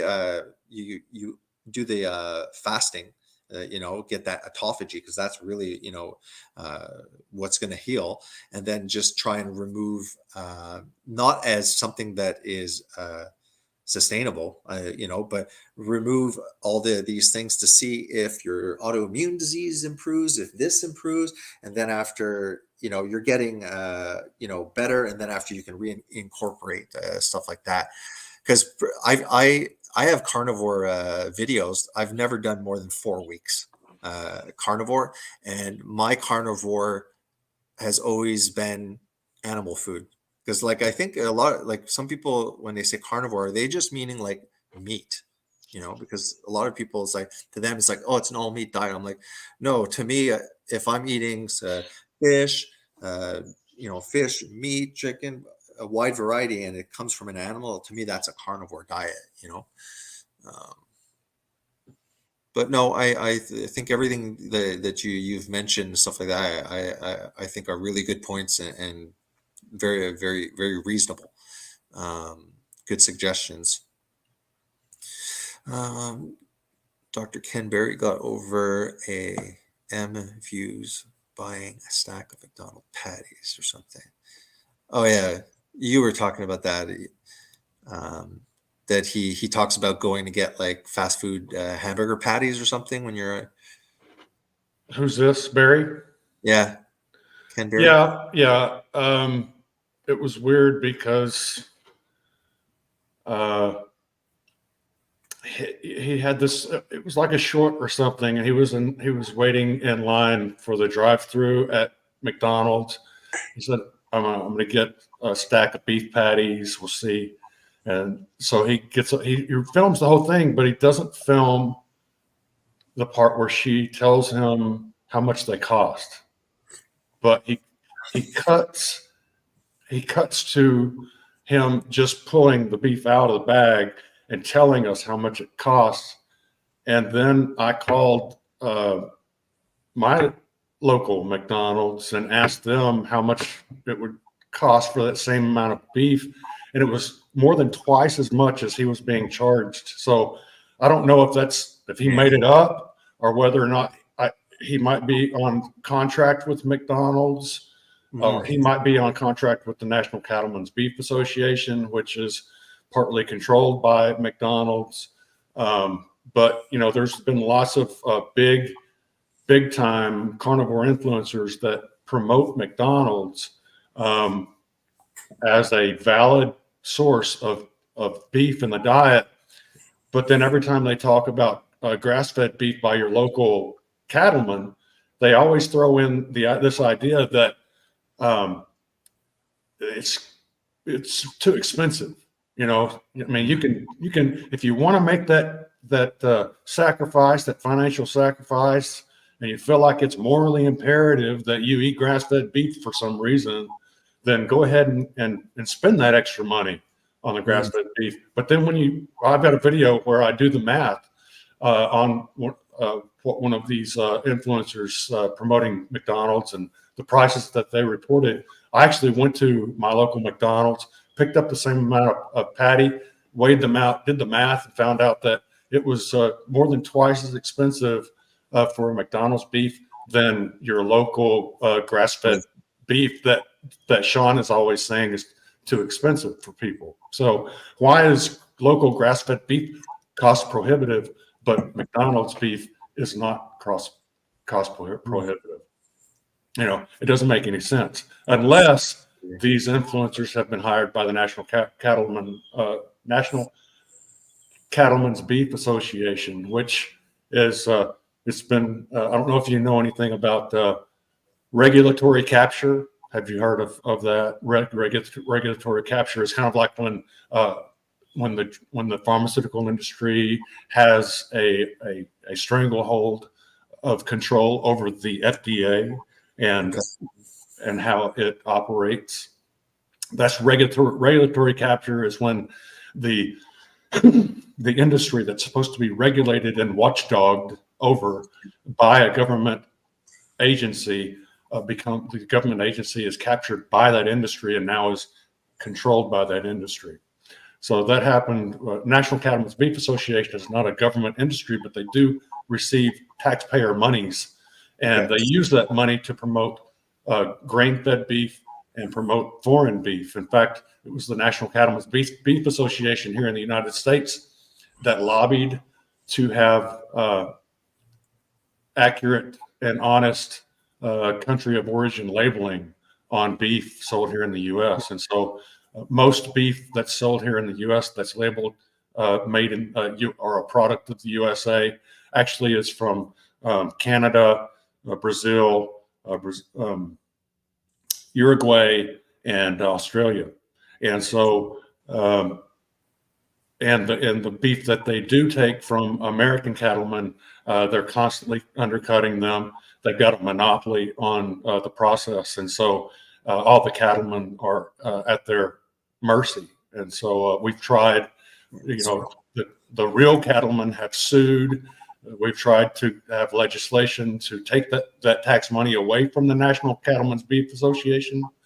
But I have read the National Cattlemen's Beef Association's publications, and yes, they have hired doctors to promote the carnivore diet, but I can't give you those names because I don't know for sure who they are, but I have my suspicions.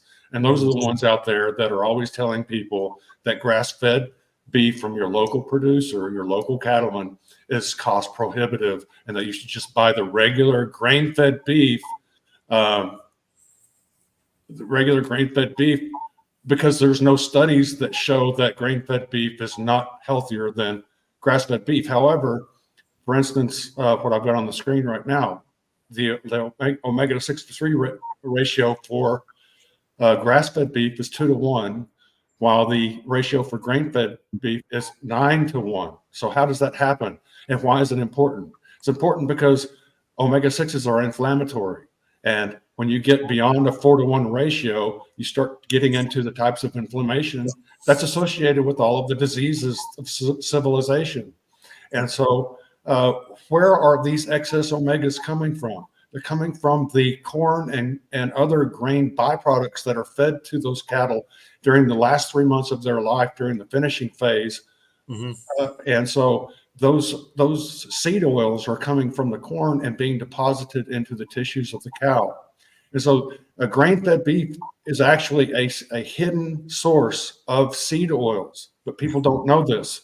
And yes, there's no studies that have studied that specifically, but we do have studies to show that a 9-to-1 omega-6 to 3 ratio would be in the dangerous spectrum. And so I think by their standards, they were like, I think the worst the ratio should be, and where are they getting that opinion, is 4-to-1, which is still crazy, but Yeah, No, 20 4 to 1 is No. not bad. Yeah. No, 4 to 1 is within a 1 to 1 to a 4 to 1 has been scientifically determined to be the ideal omega-6 to 3 ratio that's for what I human read, like 4 to physiology. 1. Yeah. Yeah. But as soon as you go to 5 to 1, will 5 to 1 kill you today? No. Might it have some effect over 20 years? Yeah, it could. What about a 9 to 1 ratio? So, the reason that that it's climbed so high so fast is because corn, for instance, corn oil has a 49 to 1 ratio. 49 omega-6s for every one anti-inflammatory omega-3. So corn has got to be, if you really look at it, corn has got to be one of the major contributors to all of these diseases, cardiovascular disease, all the arteriosclerosis. And it would have made sense because all of these seed oils have replaced animal fats in the diet. And if you look at the graph of how those seed oils have entered the diet and how saturated animal fat has left the diet, then it's like it's a cross. As the animal fats went down, disease went up. As seed oils went up, disease went up. Yeah. And so, Yeah. So I think the ideal diet for human health is one that includes fasting and probably the 1 meal per day That's what I did. type of diet with maybe 10 to 20% plant foods coming from the cleanest sources of starches that you could find or produce, cook, etc. And including that very important autophagy stimulating fasting. And basically, before the carnivore diet started, what the carnivore diet replaced was the paleo movement. Mhm. The paleo movement was preaching what I tell people. What I think is ideal. I think the paleo diet is ideal. I do not think the carnivore diet is ideal, and I do think that it's actually a facet of the disinformation that's coming from these influencers that were hired by the National Cattlemen's Beef Association. The paleo diet. Yeah. Yeah. Yeah. See, they perverted the paleo diet as well because they started making all of these paleo bars and they turned it into an ultra processed food factory, and that's not that's not what paleo is. Paleo is like nose to tail, where you're eating the muscle meat and the liver and the lungs and the heart and everything that you can eat, you eat it. Yeah. And also the paleo community was making an effort to support their local grass-fed operations. They were making an effort to support all of the regenerative operations out there. And then all of a sudden, there were some doctors that showed up in the carnivore community and they started telling people, nah, you don't have to eat grass-fed. Nah, you don't have to eat any plants. You need to eat all meat, no organ meats. Don't eat liver because it's yucky, they say. These are people that perfectly fit what a NC, a National Cattlemen's Beef Association influencer would say or would be preaching. And it's I was guilty of that too. Until you mentioned it, and it's like, it's like I wanted to eat liver, not raised on liver, acquired taste, didn't like it, and did a video of it. It's gross, and then you kind of mentioned it after, and I was like, yeah, well, obviously I didn't think of it that way, and I was just starting. But it's like you're propagating that idea that organ meats, which is like literally the more prized part of the animal, and you're spitting in the garbage saying it tastes like crap, and then other people will see that video and might not even ever try and taste it or and stuff like that. So yeah, definitely the West and stuff like that, where we're so disconnected from food, and one of the aspects for sure is like 100% organ meats and stuff like that. Well, Like so, these carnivore influencers that are working for, basically, ultimately, they're working for the World Economic Forum. yeah, Um, yeah, they'll speak out against seed oils, but they want to explain to you that the reason why grain-fed beef has a higher omega-9 content, omega-6 content, is because of a hidden source of seed oil in many carnivores, many people's diets who label themselves as carnivores are getting these seed oils through the beef that they're eating. The beef that they're eating is coming from the supermarket, and it's serving as kind of a Trojan horse for these inflammatory omega-6s. And so that's not really, I don't see that as ideal at all. Health-wise, grass-fed beef also has much higher levels of things like CLA and other compounds that are known to be very healthy for humans. yeah, And then also the fact that the grain-fed beef at the supermarket is produced by feeding these byproducts that come from the factory crop agriculture that is pushing veganism. And so there's a buy-in to veganism when you're eating supermarket grain-fed beef. There's a benefit there for veganism. And all of those companies that provide the majority of those corporations that provide the meat to the supermarkets for people to purchase have signed on as corporate strategic partners of the World Economic Forum, and they've signed on with the anti-meat agenda. And if you look, all of these meat companies are transitioning into protein companies because they anticipate that in the future they're going to be making more money from plant protein than they are from meats, because they plan on taking the meat out of the diet, because the vast majority of people in the developed world do not produce their own meat. That meat has to be supplied to them by someone, and those someones are plotting corporately to transition into a plant-based protein vendor. And so by purchasing and putting your money towards grain-fed supermarket beef, you're actually financing the monster that's pushing veganism.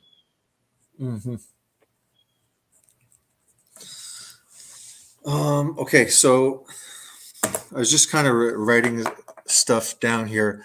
So do you agree that you should just continue the course with crop death? Just keep on beating that horse, kind of thing. That crop death is the Achilles heel of veganism. But the problem is great. Okay, it is the Achilles heel. You can see because of the panicked reaction that they have. But now you're just one person. So what the next thing is the message is there. Perfect. For the crop death, we need every single person that is a content creator that believes now in that, after talking with you, or show them a couple of videos of stuff that you present, and all of these anti-vegan channels and stuff like that have to do their part. Unfortunately, you're just like one person in the wilderness, make straight the path, kind of thing. We just need to slowly get one person at a time to be willing to do content with us and do these types of discussion. And it's just a question of crop deaths, your argument being spouted from multiple pulpits, kind of thing. It's exactly what is successful with the vegan community. How much would you, because obviously you watch, how many vegan influencers like legit, not like, just little ones, but how many are the core real influencers, like the top YouTube influencers in vegan? Is there like just like 20 or something? Even less? Yeah. It's less, right? Yeah. I mean, as far as like the real big ones. Yeah. What Like, is it, like okay, 10? okay, 10. So now we have to find 10 people, okay, that are willing to start producing content and collaborating and putting out all of this into the algorithm. You're pissing them off just as one person, scaring them. So keep up with the crop death. But now phase two is we have the message. The message is effective. Now we just have to increase the amount of mouths saying it. So now we're at 2. I'm 1. You're 1. Darth, you're in agreement? Yes. Yeah, he's in agreement. Okay, so now I have friends, you have friends, and just from my talking to my group, we just have to start producing the content. We have to start producing content, tagging the bigger influencers. That's the one message is the crop death, and tied, I think, to the crop death is the constantly saying suffering is equal to intensity multiplied by duration. Just repeat it over and over. I've had vegans that have admitted, I said, I'm not complete in my mission yet, but I have the chickens. Okay. And next year I will be consistent with buying the grass-fed ruminants, freezer, and I am going to prove a point that I can survive on the pig and the cow and the eggs and probably cheese. I'm not going to give up cheese. And that this per household creates like 2 or 3 deaths for a whole household for over 1 year.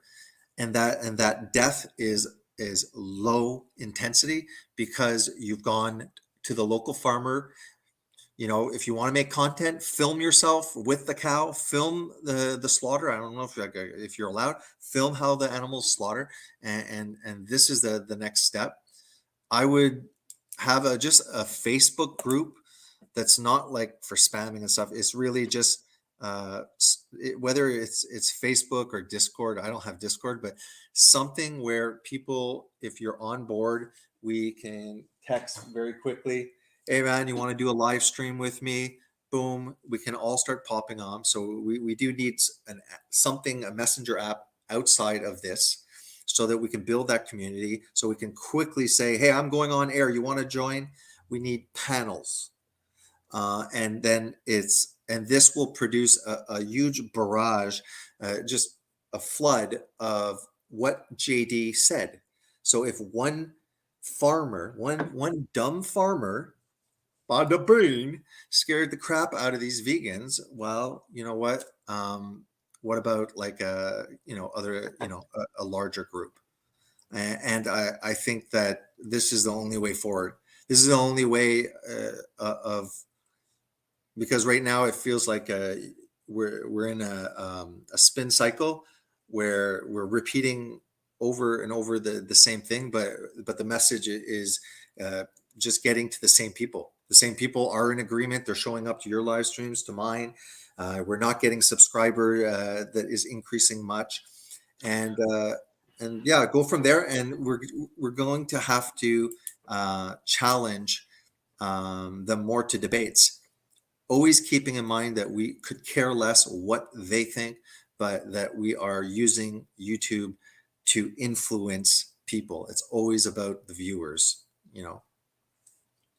I really think this is what we should do. Like, not just talk about it. Or else the amount of effort that you're putting it in to repeat, and it's not getting out there. So we need more people. Well, you say that it's not getting out there, but 15 minutes ago you explained how I single-handedly have caused the vegans to redefine veganism. Yes, So, but it went when you went on the Crucible. That's what I'm saying.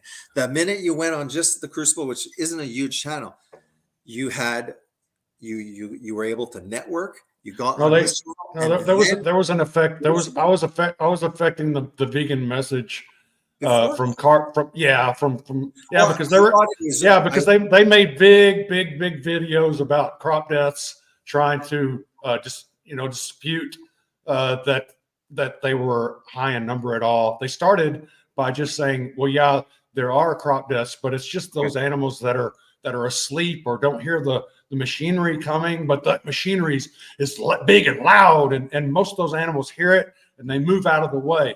And I debunked that, and they came back and they said, well, yeah, oh, it's that also there's some insects that die because of pesticides. And then I debunked that, and they came back and they said, well, okay, it's animals that are run over, animals that are insects killed by pesticides, but also birds that are killed by pesticides.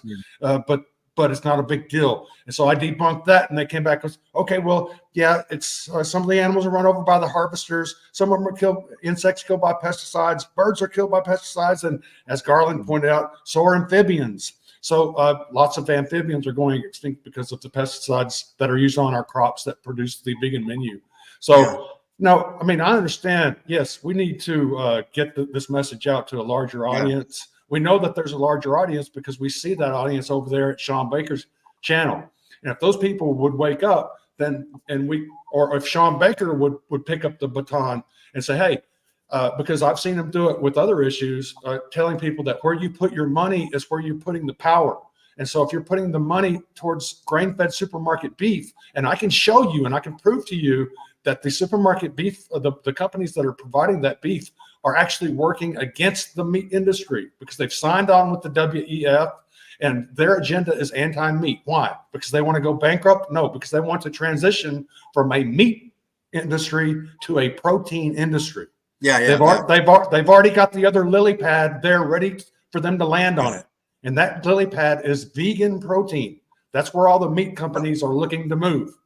And so when you have an influencer that's pushing this, just buy your grain-fed beef at the supermarket. It's just as good as any grass-fed beef that you could buy locally, and it's cheaper. Don't forget, buy some of your beef at McDonald's. It's more expensive than the grass-fed beef that they said was too expensive, right? So there's shenanigans going on here, and it's coming from these celebrity influencers. They're people that do not understand that celebrity influencers are there. Some of these people that are known worldwide on a large scale, they're in the pocket. There was a big fight on. I remember Joey was there. The other one that talks like a surfer, I forget his name. Anyways, there was this big thing about like an anonymous donor, and it was like it was all on. This fight between two pretty big vegan influencers, and then after it was like, it's definitely not a secret. But am I wrong to say like? It's true because I remember the one about crop deaths. It's like the harvester with the face of what logical vegan, or which one is it? I know you've done a lot of crop death, but am I wrong to say that after going on the Crucible, they scattered more? It became even more of a scuttle to come back, or I'm completely wrong? Because I got the impression after the Crucible, you leveled them so much, and they were so mad at Jeffrey. They felt like the vegans were really mad at him, like as if like you made us look stupid. And then he was talking to all these, vegans from England kind of accent. And then the next I hear this negative rights violation or something like that. So they definitely scurried. So that's what I'm saying. I'm just saying. You're saying that was the pivot point for them for that issue. All I'm saying is like you said, when I'm saying you got to get on networking and bigger and stuff like that. What I'm saying is like the crop deaths. You've been talking about it. You've been doing videos. They were, but I find that they panicked because it was amazing that debate there. Like you could tell, like the guy that is Andrew, right? The Crucible, like even him, like you could tell everybody was Well, the Crucible took that down. took what down? They took that debate down. Are you serious? Yes. Okay, I was a bit skeptical about your claim that no, he's probably friends, but yeah, that's okay. I believe you now. Are you serious? Yes. Go look it up. Go try to find that debate, and you will find it. Well, that's cowardly. That's freaking stupid. Did you record that one? No. The reason I found out that it was gone is because I went over there to download it so that I could take clips out and make shorts, but it's not there. And Jeffrey deleted it on his, I'm sure too, obviously. Well, I don't know. Did he ever post the whole thing? I don't know. It wouldn't have been to his benefit if he had. Yeah, I don't think he posted the whole thing. I think he just posted. He just edited it to make me look bad. He tried to anyway. Yeah. Wow. Okay. Yeah, some people say that it was taken down for other reasons, but there are other videos that are still up. So why can't they put it back up if it was taken down for other reasons? What were those reasons that mine was taken down? So, yeah. AV says it's on Rumble. I don't know if they're talking about something else, though. I just saw the last one. No, it says the Crucible has other issues. It wasn't a Garland Farms thing, blah, blah, blah. But then AV says it's on Rumble. So maybe if you go on Rumble to the Crucible on Rumble, maybe you'd be able to record it or something. Yeah. Because that's tragic, man. That was a slaughter. That was a ruthless, unethical slaughter of a vegan right there.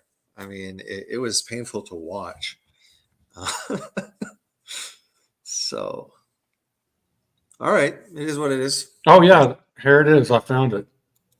Oh, I would find a way. I found it on Rumble.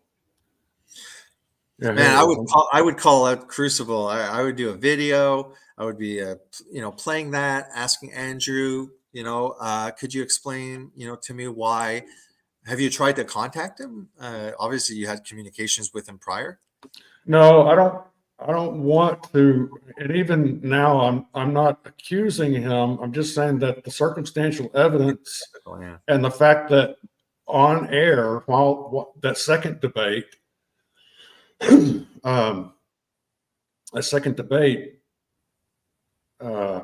when Vegan Gains came on, and I said to Vegan Gains, I said, you and I will debate in the future.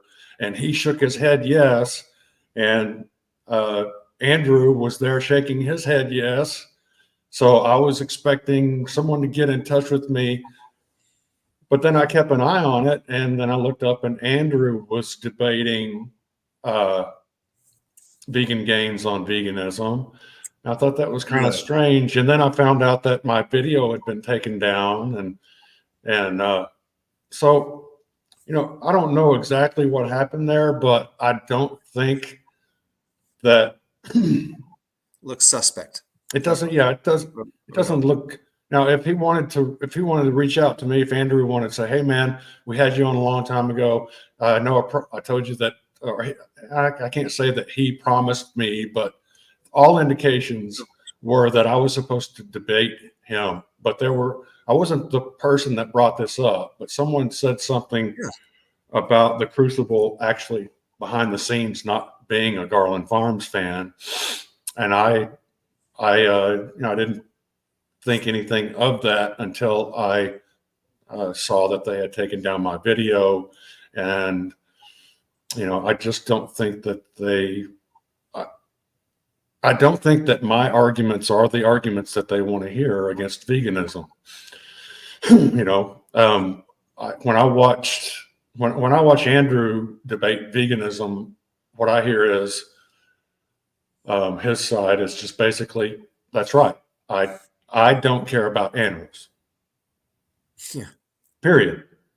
There's no, you can't win this debate with me because I do not value animals' lives.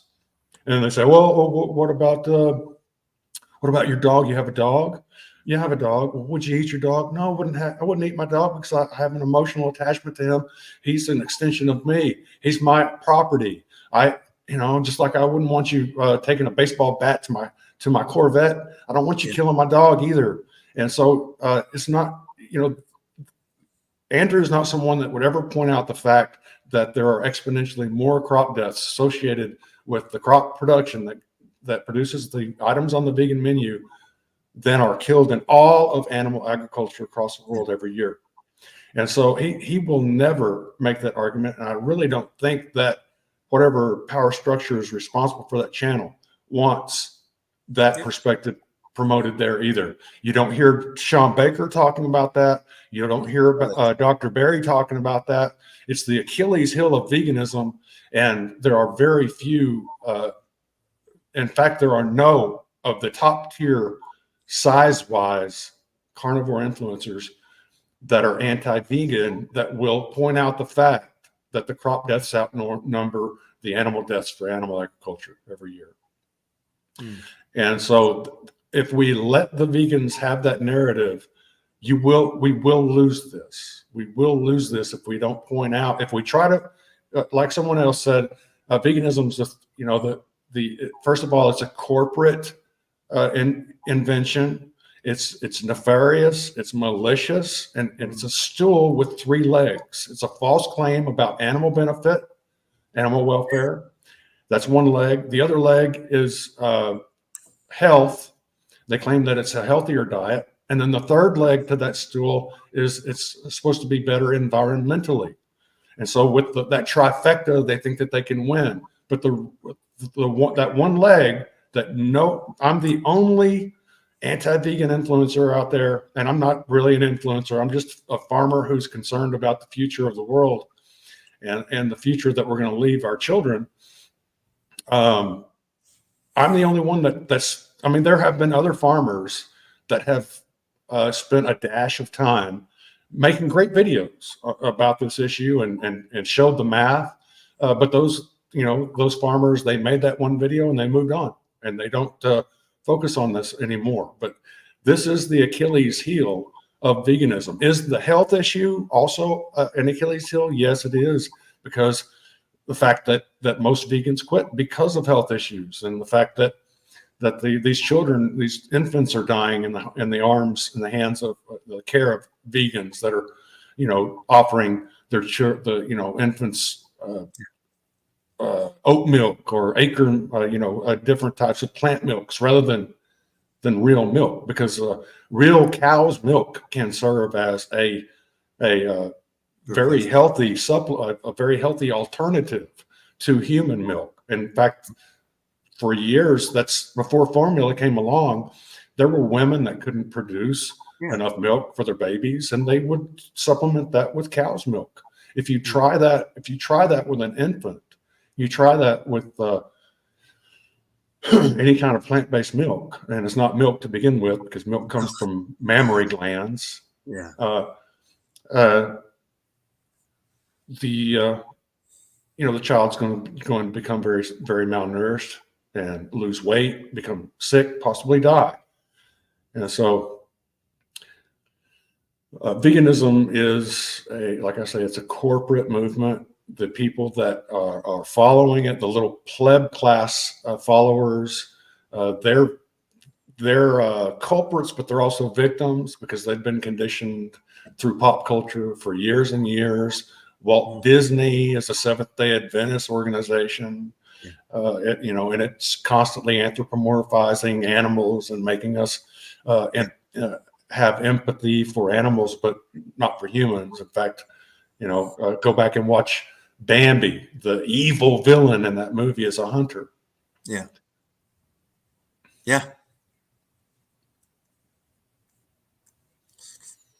Like Lion King.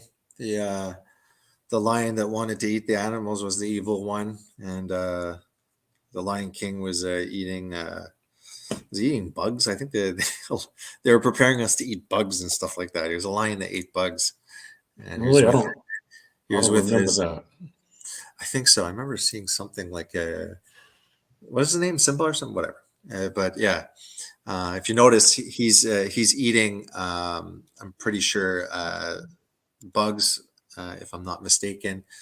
But the evil uncle that wants to eat the animals, he's evil. Okay, so here's an article talking about how the meat companies are transitioning into protein companies. They want to supply us with, they want to reduce the amount of meat that they're supplying, perhaps even cut the meat off, and instead supply us with meat-free alternatives or cell-based meat. And so that's all the companies, like when someone like Sean Baker says, don't bother with that expensive grass-fed beef that your local producers are making. It's cheaper just to go to the supermarket and buy that cheap grain-fed beef. That grain-fed beef is being sold by these companies that are in transition. They're transitioning towards veganism, and they're not being forthright and honest with you about it. There are articles about it, yes, but it's not out there. That message is not being, that truth is not being told out there in pop culture. And so people, they think, well, you're not gonna make me eat plants. Well, guess what? If you're one of these people that relies upon the supermarket for your meat, then you could be forced to eat plants only, because you're not self-sufficient.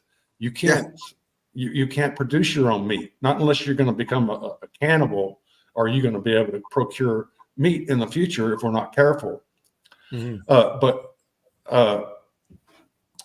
I wanted to show you, in light of the fact that these meat companies are changing to protein companies, Mm-hmm. and that I was reminded of that the other day when I was watching this video with Earthling Ed. Let me see if I've got it in the right spot. Burger meat, which costs around $5 today, would actually cost about $30 without government subsidy. Eat 6 to 11 servings of grains and carbohydrates a day. Agencies applied their tender. Protect is only able to exist like it does because of the scary government actually helping it. Ironically, if the government didn't involve itself in our food system, well, we'd be eating a lot more plants and fewer animals. Remember what? Okay. Can you hear this all right, Jason? Yeah. Okay, now watch the Jordan Peterson speaks a lot of truth, but I have believed for a long time that he's a Pied Piper. His job is to tell the truth in most cases, but he's deceptive in some important keystone areas, and this is one of them, because I think that, to me, it looks like Jordan Peterson and Earthling Ed are kind of working together on this because of the way that this subject is being framed. Because the way that you frame a discussion can have a huge influence on how the discussion carries itself out. And the way that this is being framed by Jordan plays into the hands of those corporate powers that are pushing veganism. Let me show you why. Yeah.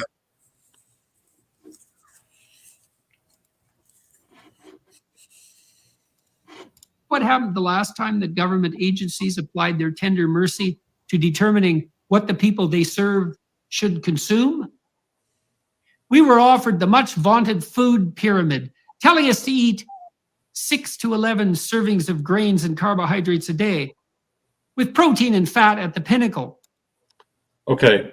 Did you hear what he just said? He said, with protein and fat at the pinnacle. Mm-hmm. Yeah, but Protein. the pinnacle is the least. Now, here's the little magic trick that you didn't catch. Okay.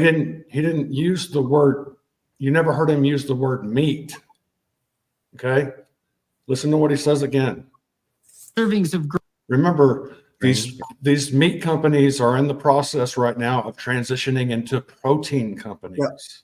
Yeah. So people have a hard time in their mind distinguishing between meat and protein, because when you say protein, meat is protein. Yeah, they just think protein. Yeah. Protein isn't necessarily meat. No. So listen. grains and carbohydrates a day, with protein and fat at the pinnacle. Okay, so he says protein. He says protein and fat was at the pinnacle, but let's go look at that pyramid that he's talking about. And what we have at the top here is fats, oils, and sweets, right? So protein is not at the pinnacle. Protein is over here below the pinnacle, and it's not listed as protein. It's listed as meat, poultry, fish, dry beans, eggs, and nuts group. But it doesn't say anywhere there protein, right? All of those things contain protein, but they're named meat, right? So let's go back to what he says.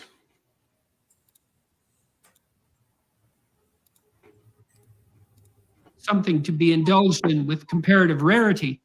So first of all, he discredited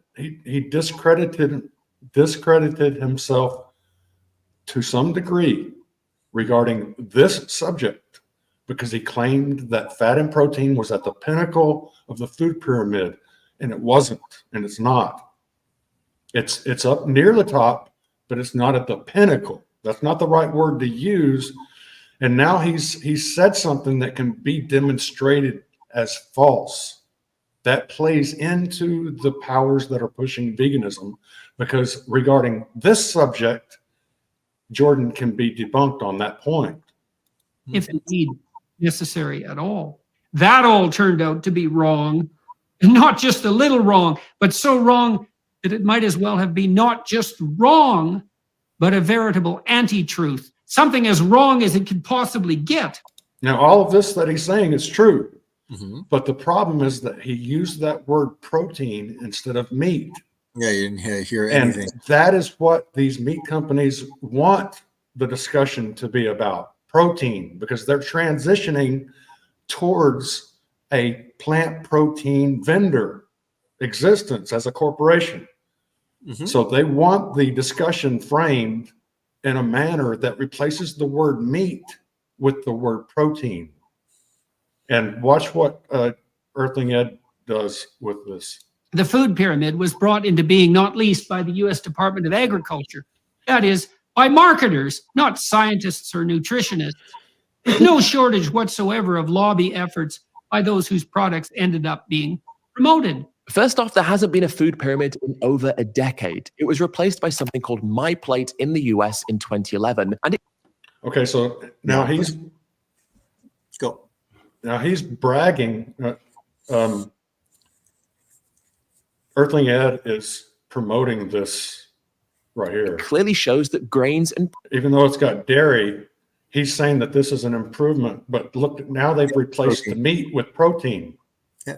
So this is, and from the way that I understand Machiavellian marketing, is that Jordan Peterson purposefully did not use the word meat and used the word protein, because we're all being conditioned to think that protein is protein is protein.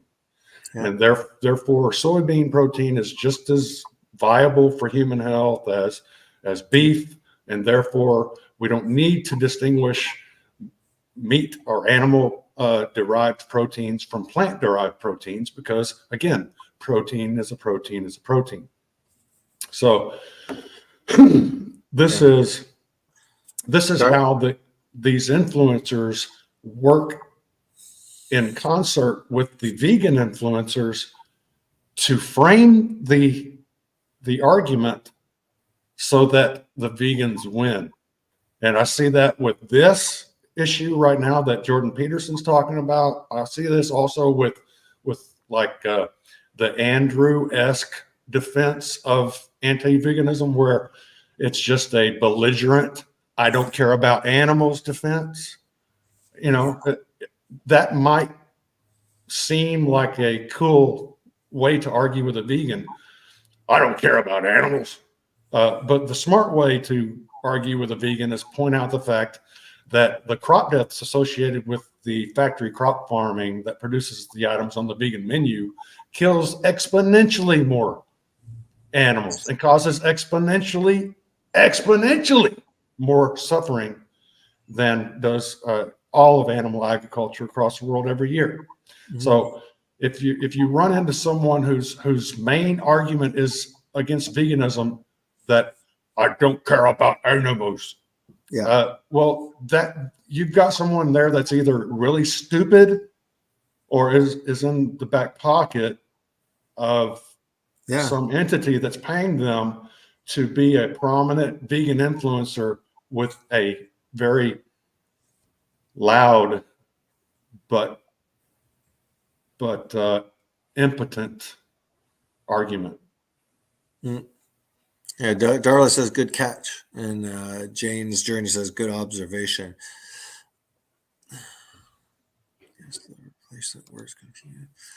Here's let me present the screen first. Did you have something else? Were you going to continue it? No, I think I've made my point. You got the point. Yeah, you got the point. I'm just going to share. It should be popping up now. Okay, I've got about 10 more minutes. Well, I was about to say that. Well, my bladder was telling me that. I was like, good, about 10 minutes. So, is it because of your bladder also? Don't tell me. All right. So, strategies to reduce meat consumption. It's my seminal vesicles. That's right. A systematic literature review of experimental studies. So these are strategies, and literally there's enough experimental studies on them trying to develop strategies to reduce meat consumption. There's a lot of these kind of studies, these social engineering sciences and stuff like that. So the idea, go Google Scholar and look for strategies to reduce carbohydrate or to reduce grain consumption in men or something. You ain't gonna find any of that anywhere, and stuff like that. So there's definitely an agenda, just wanted that came to mind, this study when you were showing kind of how they play funny games and stuff like that. Yeah, I want to address this statement right here.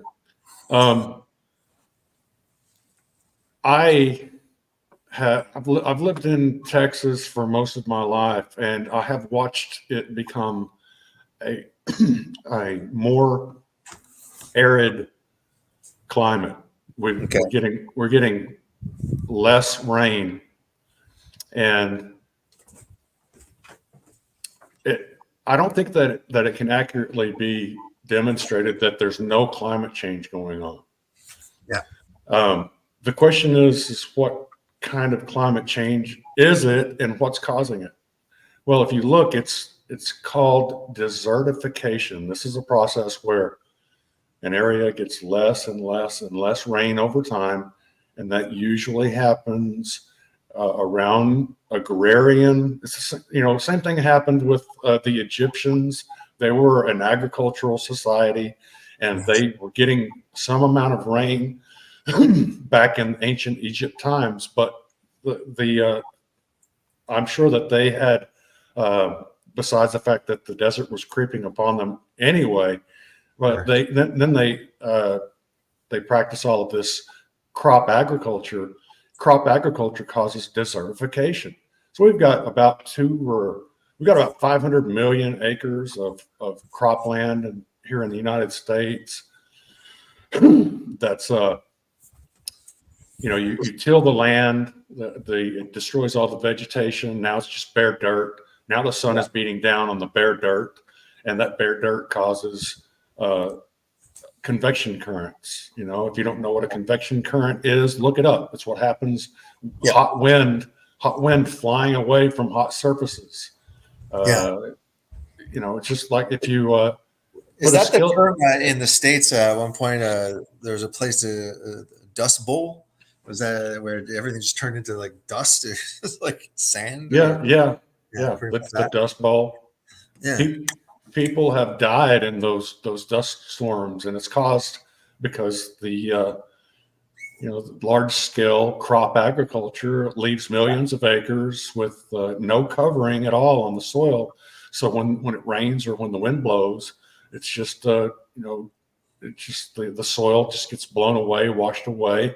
And that's why the Mississippi River is constantly being dredged, because the soil from all the corn and soybean fields along the Mississippi River are eroding into the Mississippi River and filling it up. So if we didn't dredge the river, then the whole river would fill with sediment, and the river itself would have to relocate itself. It would follow the path of least resistance, and they'd have probably that river would start running through towns and cities, and so they have to continually dredge out this farmland, this cropland soil, because this constant tillage. And so we're losing topsoil at a rate that's been calculated. I think that it's like 55 or 60 years left.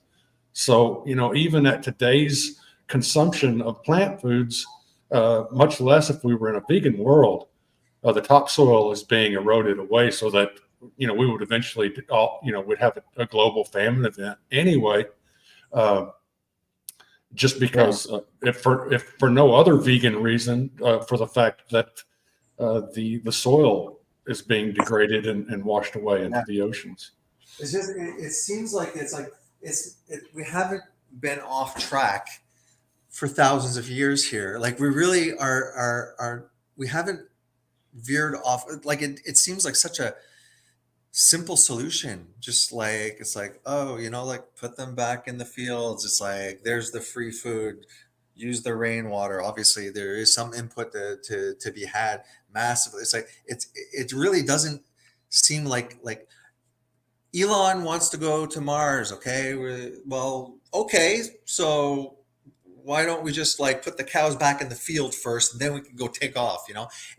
It's not like it's beyond human capacity to just say like, oh, the ecological cycle, that we learned in elementary school. Yeah, maybe we should go back to that way, and it's cheaper. Well, it's cheaper, but you can't make money as much. So it's not a difficult thing, and vegans are willing to create this weird plastic future where everything's synthetic, and that doesn't even make sense because that's not reusable. Like they don't understand that ruminant animals create actual nutrients that didn't exist prior to being there. It's like, it's just frustrating. It doesn't seem like it's a far it's not an impossible endeavor, and it's going to take this globalization and centralization. So people just have to return to their own little bubble communities where everything was, local and stuff like that. And people hopefully will just start combining and deciding to create these places where they can live, almost like Amish people, minus the religious aspect. It just becomes, self-sufficient, and as long as you have the ruminant animals and you're cycling it through and you're building the soil, that's all you really need. It's really sad, and it's really frustrating, and it's not hard to understand. And these vegans are very, very dishonest, and everybody else, the majority of people listening that are not vegan, it's like it's as plain as day. But I want to plug Anti-War Mindsets channel. This guy is he has brought me some research that I never did find, regarding crop deaths and the association of a growing pesticide industry associated with growing veganism. He's helped me a lot with and every one of his videos, he's got, you know, he's got a different presentation, but the research is top notch. And I'm going to be having him on.